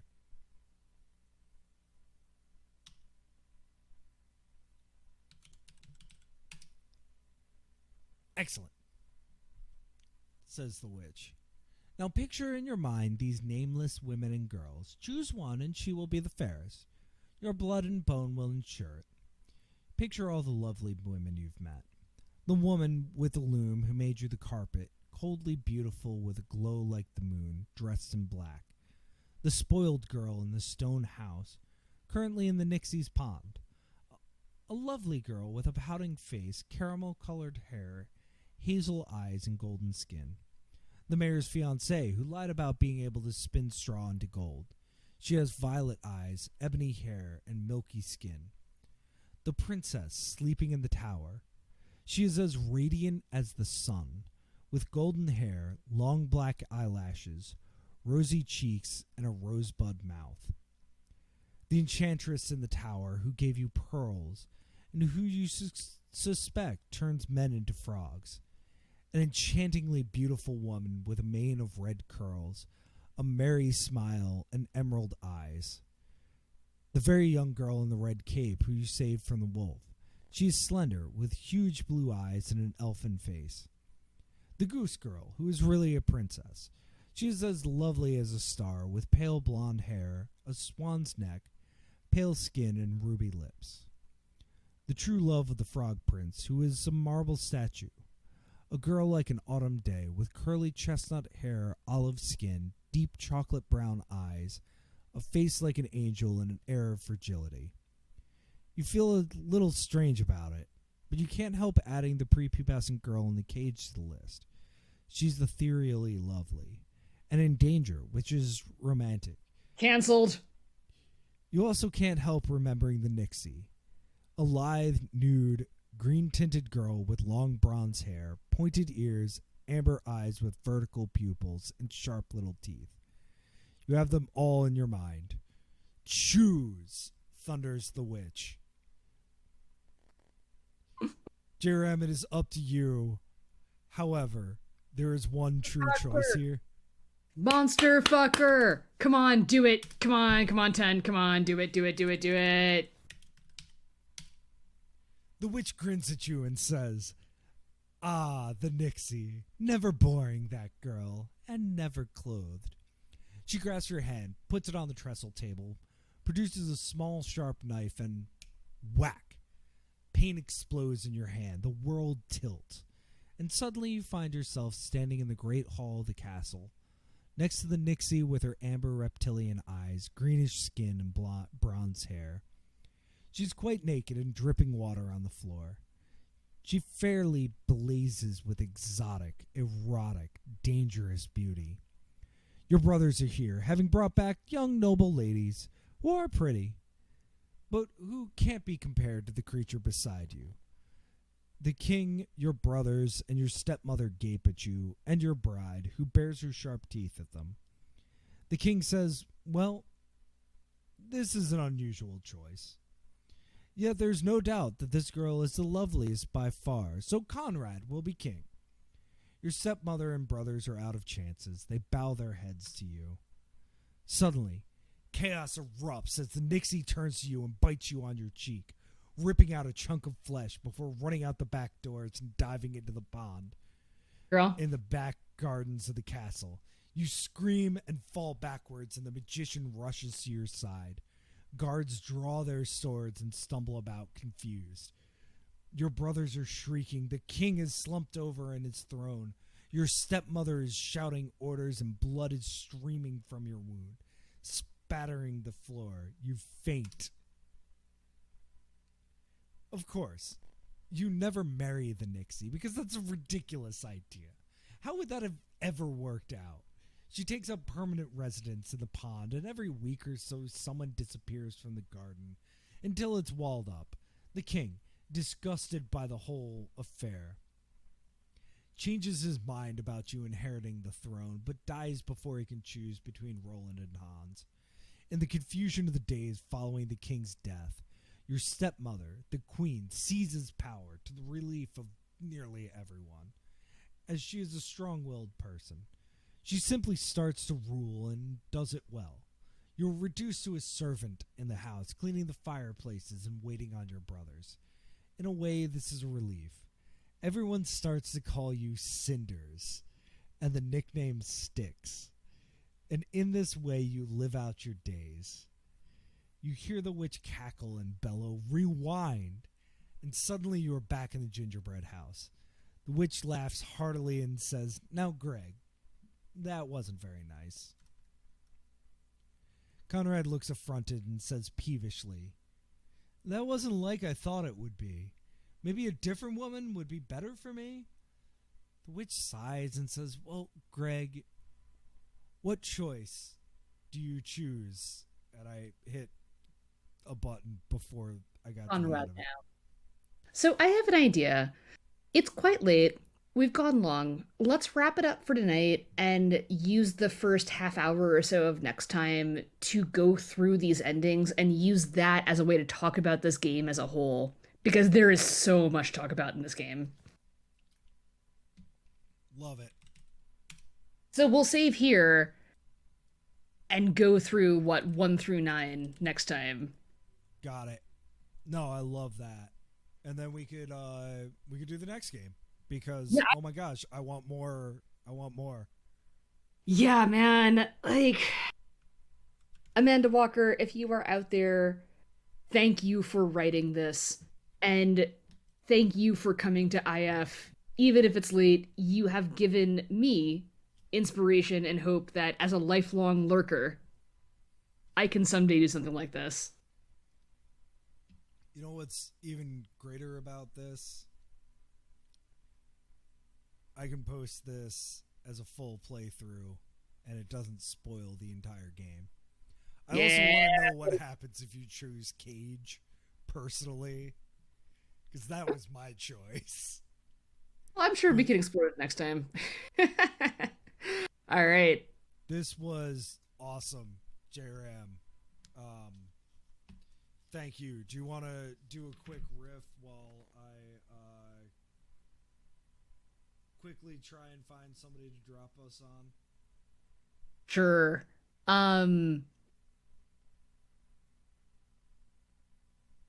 am not sure what there is to riff on, so I'm gonna read you some Anne Sexton. Here, what do we got here? Let's do. What do we have here?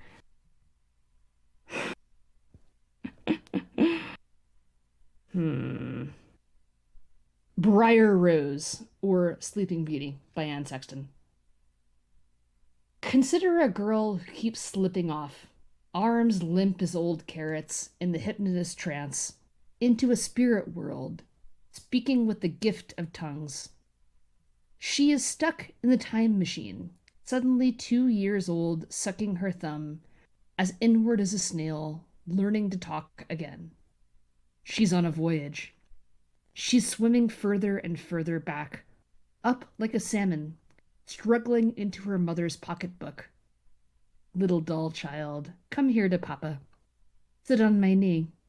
I have kisses for you on the back of your neck. A penny for your thoughts, princess. I will hunt them like an emerald. Come be my Snooky, and I'll give you a root. That kind of voyage as rank as honeysuckle.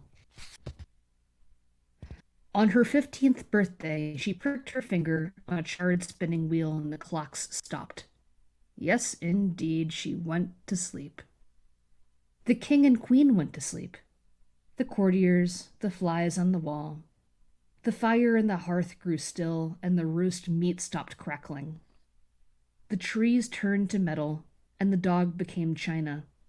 They all lay in a trance, each a catatonic stuck in the time machine. Even the frogs were zombies. Only a bunch of briar roses grew, forming a great wall of tacks around the castle. Many princes tried to get through the brambles, for they had heard much of Briar Rose. But they had not scoured their tongues, so they were held by the thorns and thus were crucified. In due time, 100 years passed, and a prince got through. The briars parted as if for Moses, and the prince found the tableau intact. He kissed Briar Rose, and she woke up crying, "Daddy, Daddy." Presto! She's out of prison. She married the prince, and all went well, except for the fear of sleep.